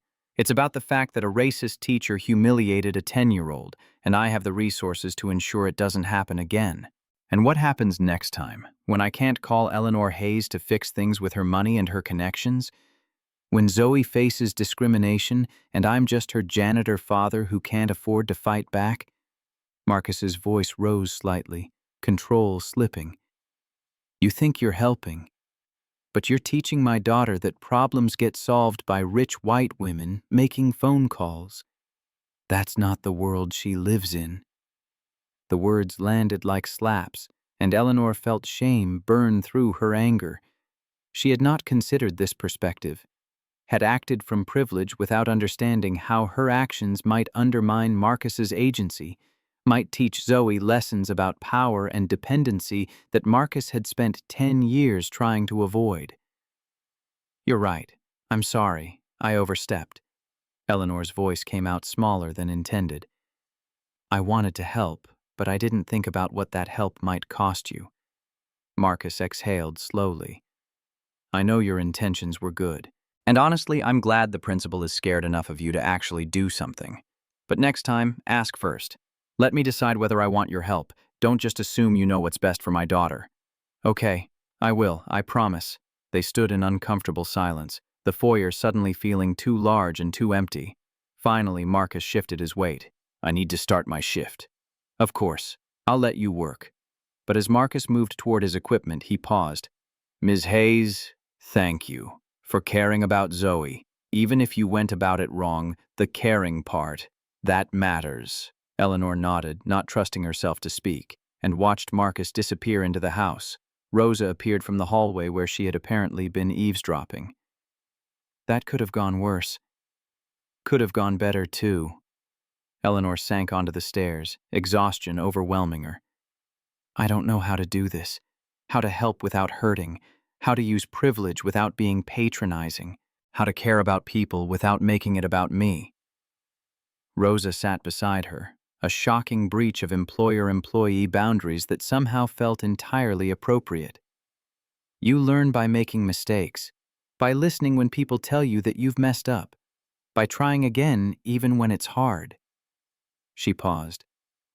"You know what the difference is between you now and you 3 years ago?" "What?" 3 years ago, you would have watched Marcus's reaction on camera and analyzed it. You would have documented his anger in your files. You would have seen it as data instead of feeling it as relationship. Rosa's voice was gentle. Today you stood in front of him. You apologized when you were wrong. You're learning, Ms. Hayes, slowly, messily, but learning. Eleanor wanted to believe her, wanted to trust that the pain of change was evidence of growth rather than just pain. But doubt lingered, insidious and familiar, whispering that she was failing at being a person the same way she had failed at surveillance, just in different ways. What if I can't learn fast enough? What if I hurt people while I'm trying to figure this out? Then you hurt people, and you apologize, and you try to do better next time. Rosa stood, brushing invisible dust from her uniform. "Perfection isn't the goal, Ms. Hayes. Being human is." Eleanor watched Rosa walk away, this woman who had endured 18 years of surveillance and still offered wisdom and patience and grace. The magnitude of that generosity settled over Eleanor like weight, like responsibility, like a gift she had not earned but would spend the rest of her life trying to deserve. She sat on the stairs until the foyer grew dark, thinking about Marcus and Zoe and the ways privilege could harm even when trying to help. Thinking about Catherine and Sarah Williams and the threads that connected strangers through acts of care.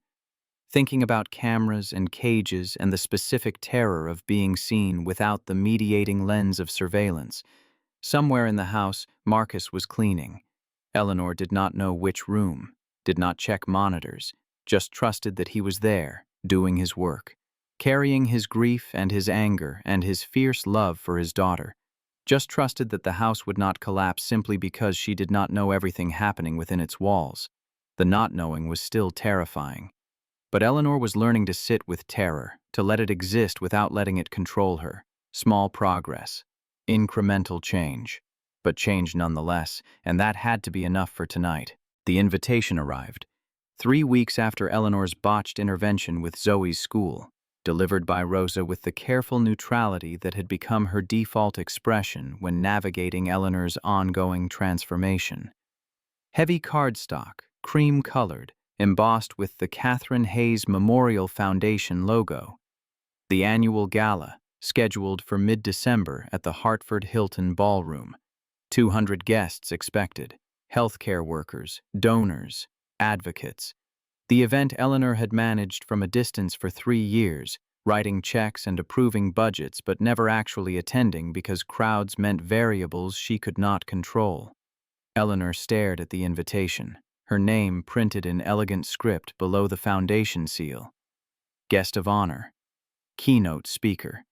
The words felt like accusations. "You don't have to go," Rosa offered, though her tone suggested she thought otherwise. "You could send a representative, participate remotely like you've done before, and miss the opportunity to do the one thing my mother actually wanted me to do with her foundation, to honor the people who do the work Catherine believed mattered most." Eleanor set the invitation on her desk. "No, I'll go. I'll probably have 17 panic attacks before the event and 3 during, but I'll go." Rosa's expression softened. "Your mother would be proud, not of the foundation, of you trying." The words settled in Eleanor's chest, equal parts comfort and ache. She had spent 3 years building the foundation as a monument to Catherine, while simultaneously becoming someone her mother would not have recognized. Someone who watched instead of engaged, who controlled instead of trusted, who let fear calcify into isolation. "There's something else," Rosa continued. "The foundation board voted to give the annual Compassionate Care Award to Sarah Williams. Again. She won it the first year, but they want to create a named award in Catherine's honor, and Sarah agreed to accept it and speak about her work." Eleanor's throat tightened. Sarah Williams. The nurse who had held Catherine's hand, the nurse who had held Emma's hand, the invisible thread connecting Eleanor and Marcus through shared loss and shared gratitude. Eleanor had not spoken to Sarah since her mother's funeral 3 years ago, had let the relationship dissolve into formal foundation business conducted through intermediaries. "Does Marcus know?" "Not yet. The board made the decision yesterday. I thought you should tell him. Give him the option to attend or not attend without pressure." Rosa paused. "Also thought you might want to, I don't know, actually meet the woman who inspired your employee to talk to portraits in the middle of the night." Eleanor appreciated Rosa's gentle sarcasm, the way she had begun to treat Eleanor more like a human and less like a surveillance threat in the weeks since the cameras came down. Their relationship was evolving into something that resembled actual friendship, though Eleanor was still learning how friendship worked when it was not mediated by Mel's power and observation. "I'll tell him tonight." Marcus arrived for his shift at 11, and Eleanor was waiting again, this time with 2 cups of coffee and a nervousness that felt absurd given she was simply offering an invitation.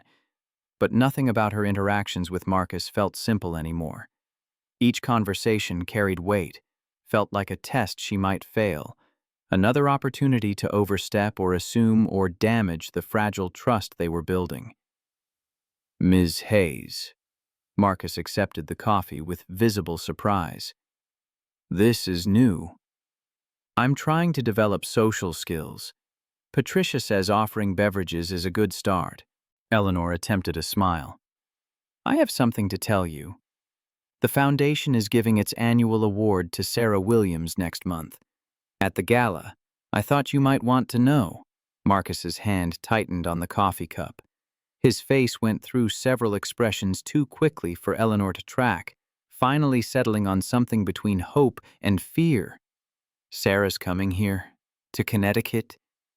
"To Hartford, for the gala." Eleanor kept her voice carefully neutral. "You're invited, of course, you and Zoe both. The foundation will cover formal wear, transportation, everything.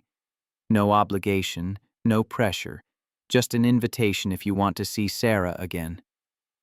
Marcus was quiet for so long that Eleanor began to worry she had made another mistake, had pushed when she should have waited, had assumed when she should have asked.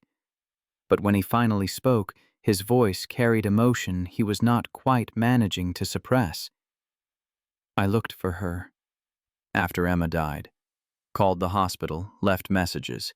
She'd already transferred. I wanted to thank her, to tell her what her kindness meant.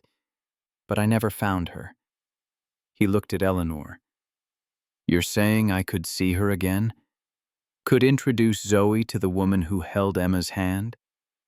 "Yes, if you want to." Why are you doing this? The school donation, now this. Why do you keep? Marcus struggled for words. Why do you keep trying to fix things for me? Eleanor had anticipated this question, had rehearsed answers that sounded reasonable and appropriate. But standing in front of Marcus, seeing the genuine confusion in his face, all her preparation dissolved into simple truth. Because I spent 2 months watching you through cameras, learning everything about your life except what actually mattered. Because you showed me what surveillance costs. Because I want to do something right, something that helps instead of hurts, and this feels like maybe it could be that. She paused. But Rosa was correct when she said I shouldn't make you my redemption project. So if this feels like that, tell me, and I'll stop. Marcus studied her, and Eleanor forced herself to endure the scrutiny without deflecting, without hiding behind careful words or strategic distance. This was what relationship required. Being seen without surveillance, being known without control, being vulnerable to another person's judgment. It doesn't feel like redemption, Marcus finally offered. It feels like you're trying to build something different from what you had before. Something that includes other people instead of just watching them. He sipped his coffee. Okay. Yes. Zoe and I will come to the gala. We'll meet Sarah, thank you. Relief flooded through Eleanor, disproportionate to the situation, but genuine nonetheless. I'll have my assistant send details. Formal wear, transportation, all of it. And Marcus? If at any point this feels wrong or uncomfortable or too much, you can change your mind. No judgment, no consequences. I know, that's why I'm saying yes. He moved toward his cleaning equipment, then paused. Ms. Hayes, one more thing. You should stop waiting in the foyer for me every night. It's making Rosa think you have a crush on me, and I'm pretty sure that's not what's happening here. Eleanor felt heat rise to her face. Rosa said that? Rosa says a lot of things. Most of them are observations you probably don't want to hear but should. Marcus smiled slightly. But she's wrong about the crush thing. You're just lonely and I'm convenient. That's okay. Just maybe branch out. Make some actual friends who aren't your employees. Then he was gone, and Eleanor stood holding her coffee, simultaneously embarrassed and grateful for Marcus's bluntness. He was correct, of course. She had been using him as a proxy for social connection, had been treating their interactions as friendship when they were actually employee and employer navigating complicated territory made more complicated by Eleanor's surveillance history.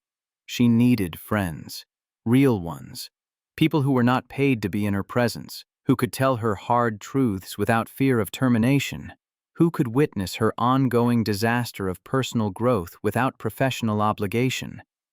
The realization was both obvious and devastating.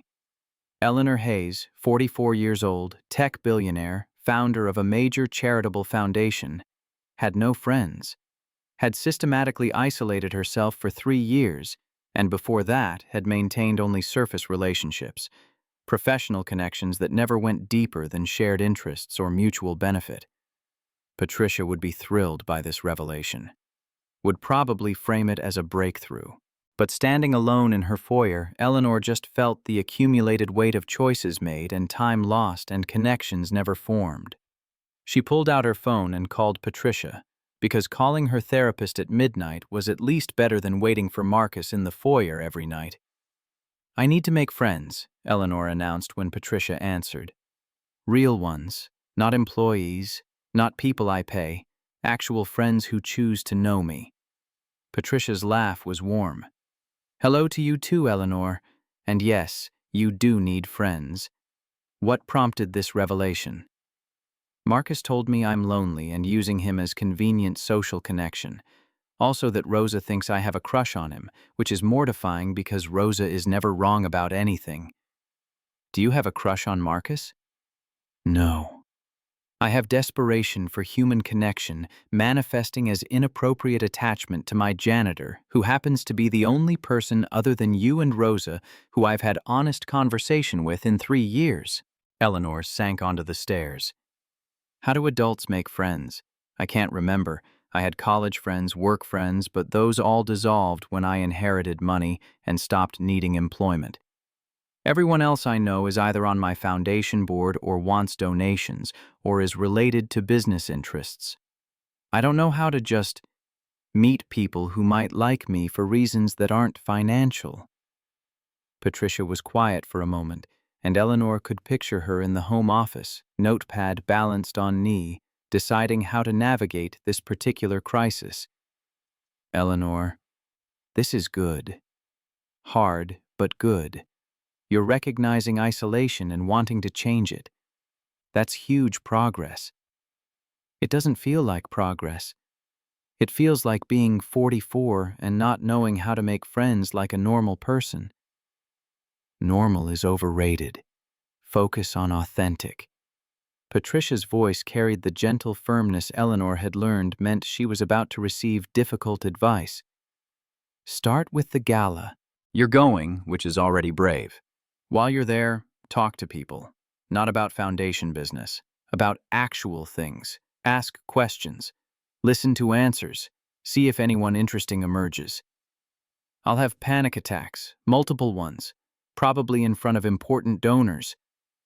Probably. Bring medication. Bring coping strategies. Bring Rosa if she's willing. Patricia paused. And Eleanor? Cut yourself some slack.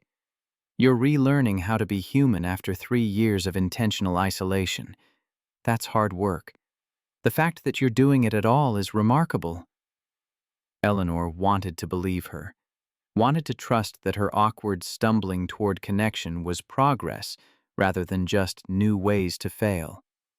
But doubt was persistent, familiar, easier to trust than hope. They talked for another 20 minutes, Patricia walking Eleanor through anxiety management strategies and social scripts for the gala, building a framework that might prevent complete disaster. When they hung up, Eleanor felt marginally less terrified, though terror still claimed the majority of her emotional real estate. She walked to the East Wing corridor and stood before Catherine's portrait, a habit she had developed in the weeks since dismantling surveillance. Coming here felt different now that she knew Marcus visited the same space, now that she understood they were both seeking something from a painted face that could offer nothing but the memory of who Catherine had been. I'm going to the gala, Mom. I'm going to actually show up instead of hiding behind donations and distance. I'm terrified, and I'll probably embarrass myself, but I'm going. Eleanor touched the frame. Marcus will be there, Zoe too. They're going to meet Sarah, which feels important in ways I don't fully understand. Like something you started is completing itself without you here to see it. The portrait offered no response, but Eleanor had stopped expecting answers from the dead. They were gone, and the living had to figure out how to continue without them. Had to honor their memory through action rather than surveillance, through connection rather than control. Eleanor returned to her bedroom and forced herself to sleep. Though sleep was fitful and interrupted by dreams of cameras and crowds and standing alone in a ballroom while 200 people watched her fall apart. The weeks leading to the gala passed in a blur of preparation and panic. Eleanor hired a personal stylist because her wardrobe consisted primarily of clothes suitable for never leaving her house. She practiced breathing exercises until they became automatic. She reviewed the guest list obsessively, researching attendees so she would have conversation topics, then forced herself to stop because research was just surveillance by another name. Rosa helped with patient efficiency, offering advice about the event without pushing, reminding Eleanor to eat and sleep and take breaks from the anxiety spiral that threatened to consume her.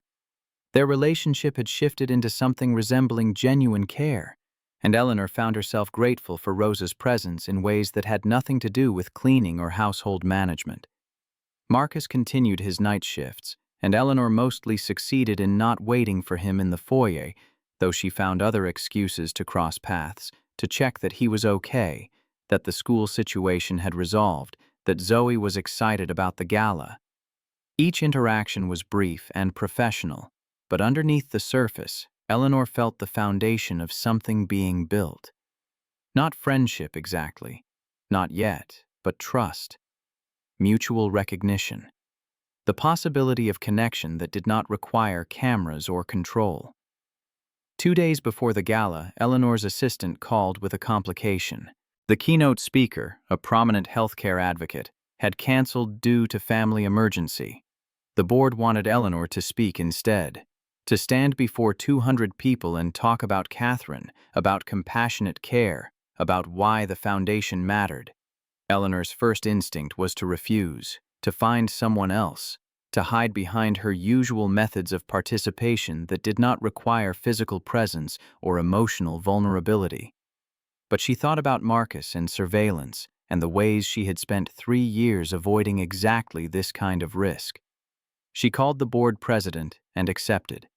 Spent the next 48 hours writing and rewriting remarks, practicing in front of mirrors, having multiple panic attacks that left her shaking and exhausted, but determined to follow through. The night of the gala arrived with the crystalline cold that defines December in Connecticut.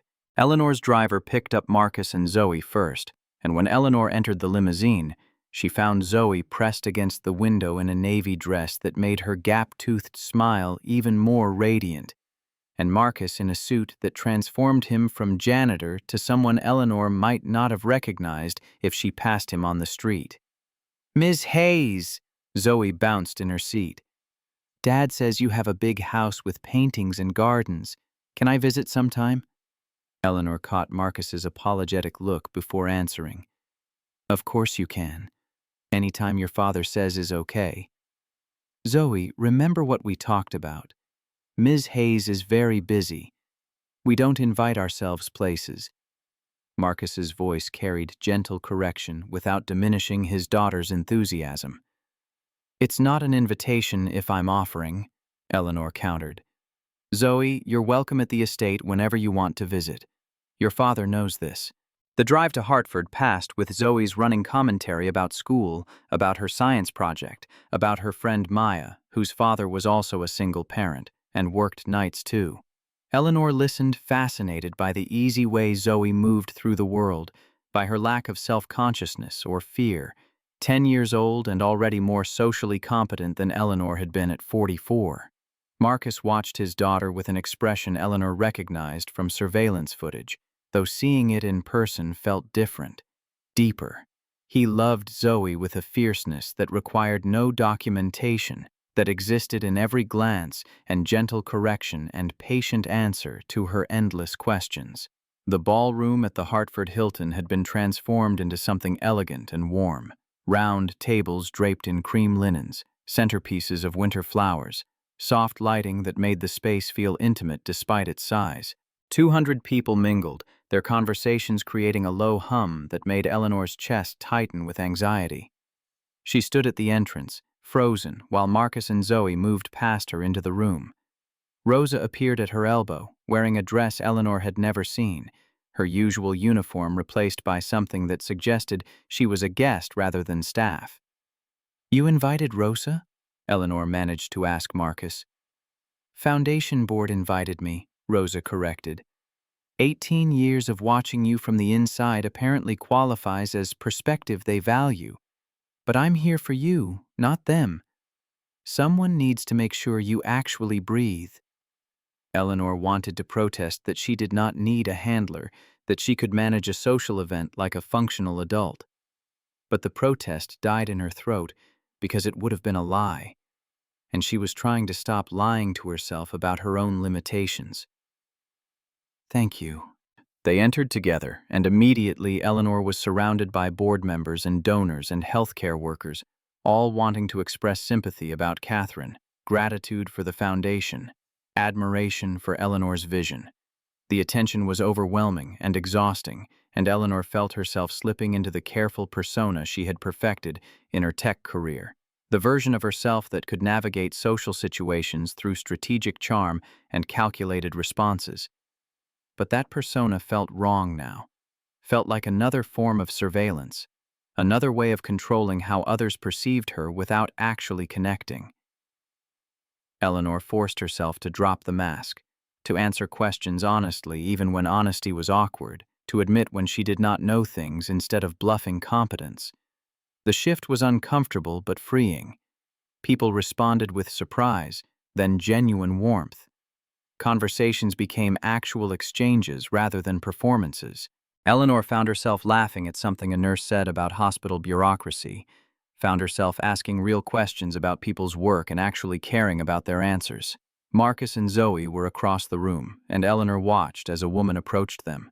Even from a distance, even after 3 years, Eleanor recognized Sarah Williams, shorter than Eleanor remembered, graying hair pulled back in a simple bun, wearing a modest dress that suggested she had not dressed for wealth or attention. The moment Sarah recognized Marcus, her face transformed. She moved forward, and Marcus met her halfway, and then they were embracing while Zoe watched with wide eyes.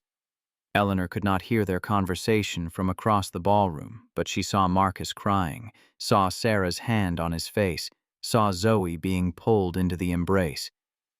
Rosa appeared beside Eleanor again. "That's what your foundation made possible. Not the money, the connection, the bringing together of people who needed to find each other." Eleanor nodded, unable to speak past the emotion blocking her throat. This was what Catherine had wanted.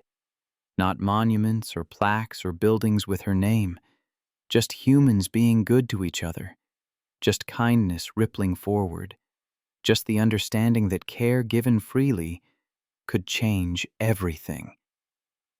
The program began, and Eleanor found herself seated at the head table between Rosa and a doctor who had used foundation funding to establish a patient advocacy program. The dinner was elegant, the speeches were moving, and Eleanor managed to eat small amounts while her anxiety built toward the moment when she would have to stand and speak.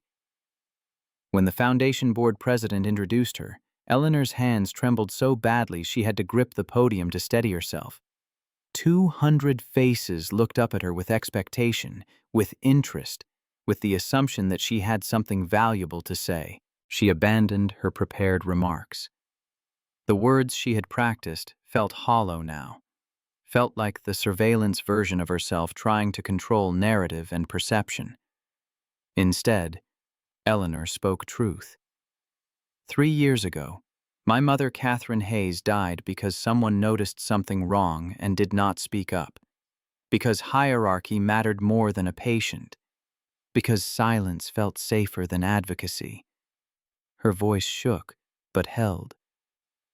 I responded to that loss by building walls, literally and figuratively.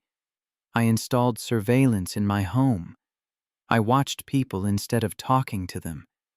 I tried to prevent loss through control, through knowing everything, through eliminating every possible blind spot.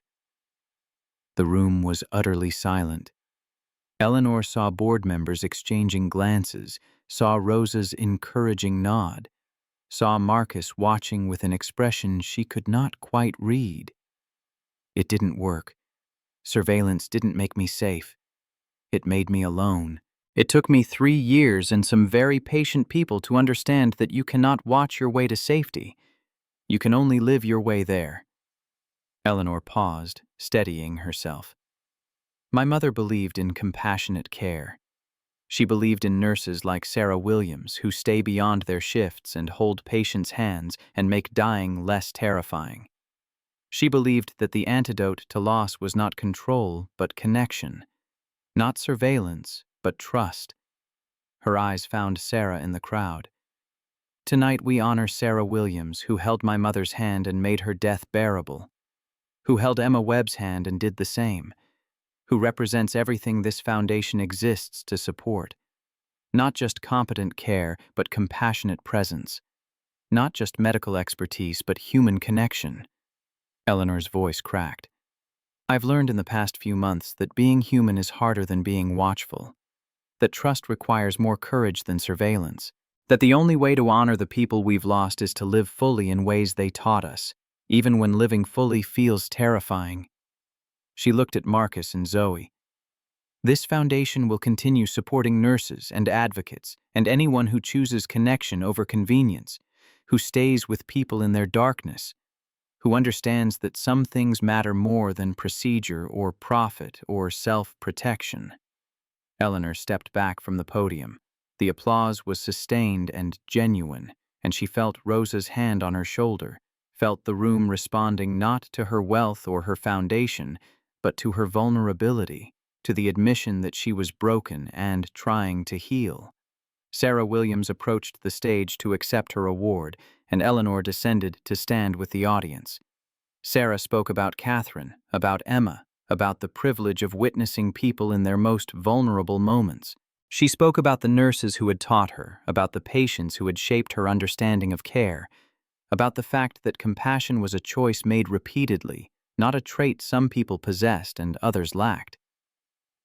Eleanor Hayes asked me once, right after her mother died, why I stayed in the room, why I didn't just do my job and leave.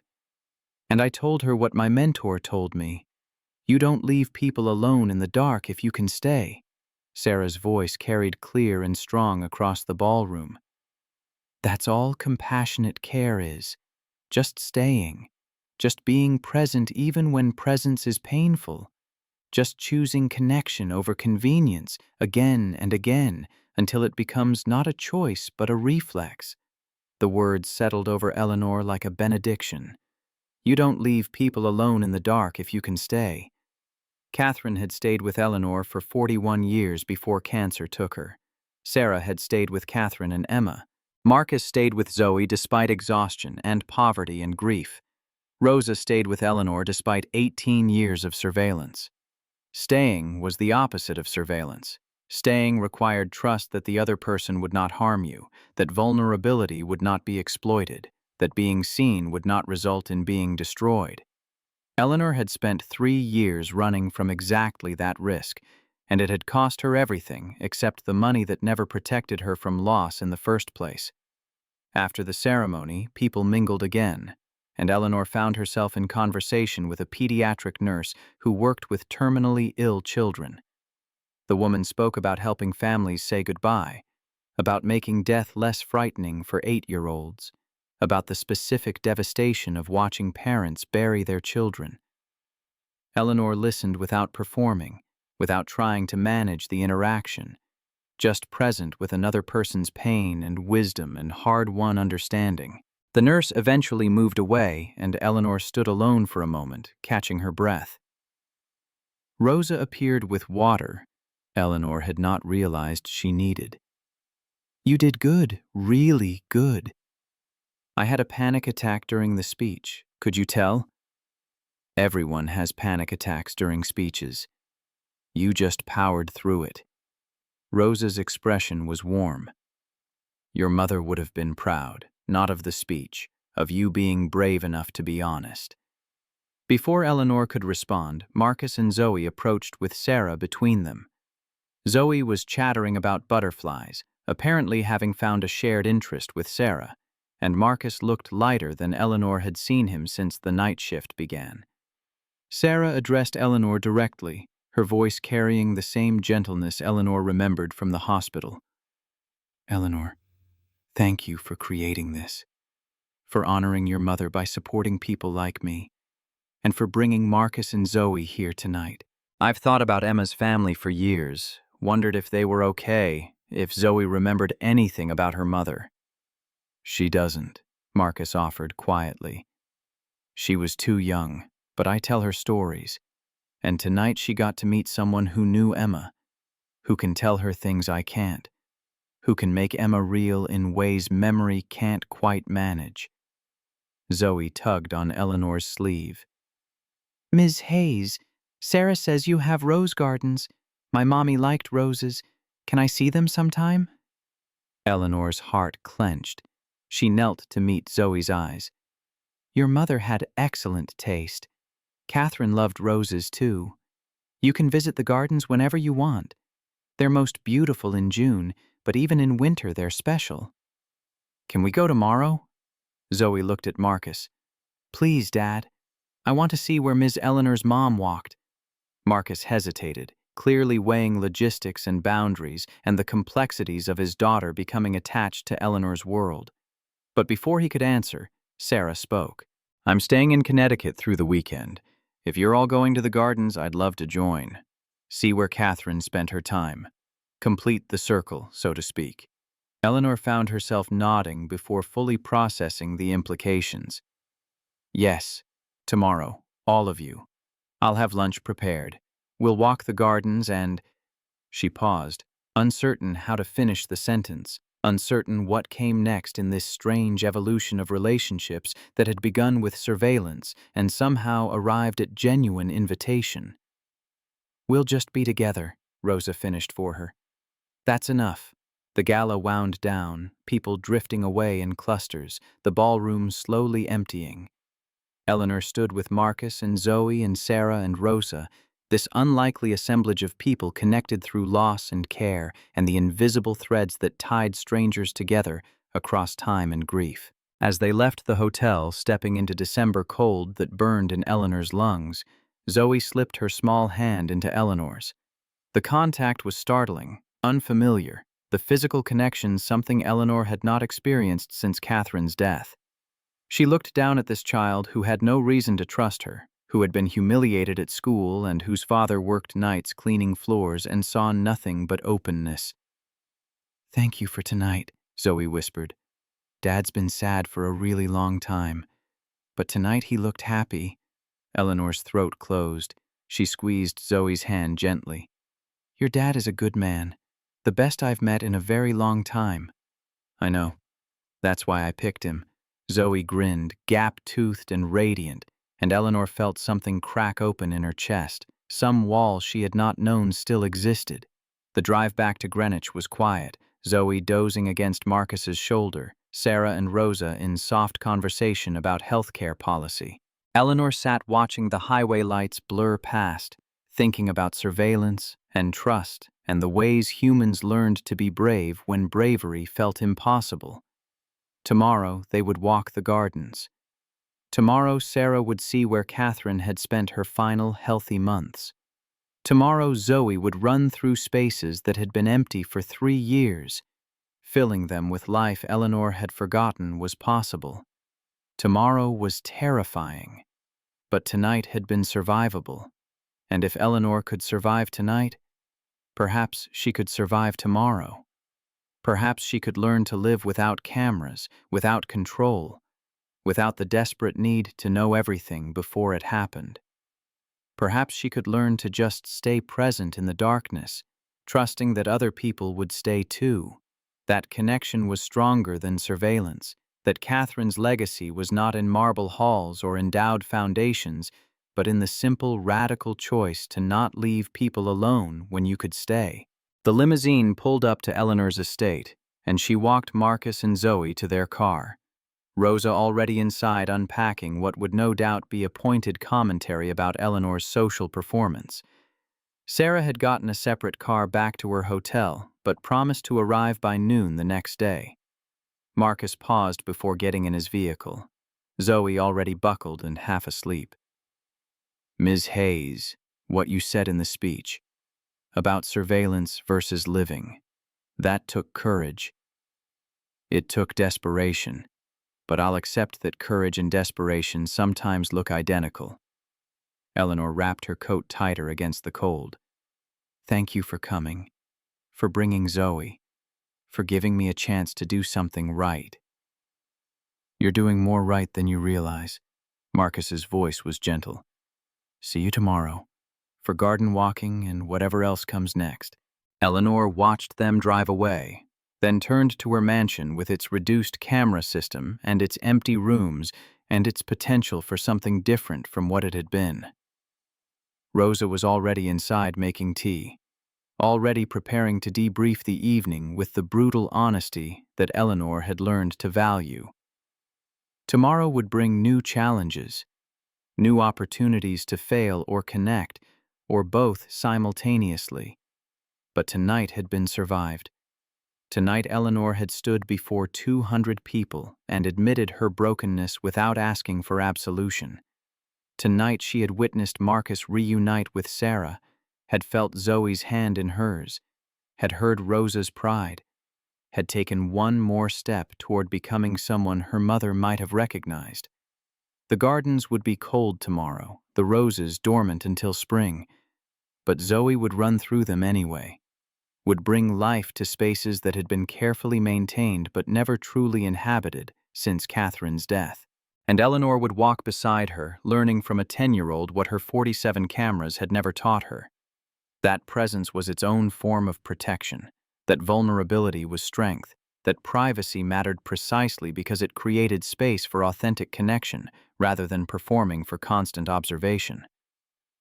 Eleanor entered her home and did not check the security monitors, did not verify that the perimeter was secure, that everything was in its place.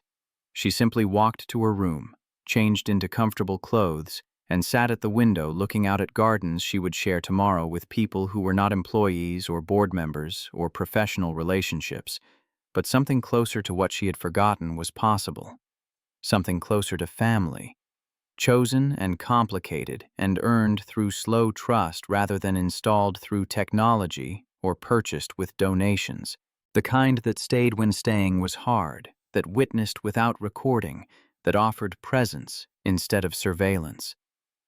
Eleanor slept better that night than she had in 3 years, and when she woke at 3:15 a.m., she did not check her watch to mark the time of Catherine's death. Instead, she thought about tomorrow, about Zoe's laughter and Sarah's wisdom and Marcus's patient presence and Rosa's grounding care. She thought about gardens in winter and how even dormant things held the promise of spring, how death was not an ending but a transformation, how love persisted beyond loss, how humans could choose connection even after connection had destroyed them, how Catherine's portrait would witness tomorrow's gathering not through Eleanor's cameras, but through the presence of people who carried her memory forward through the simple, radical act of staying with each other, of not leaving anyone alone in the dark when they could offer light.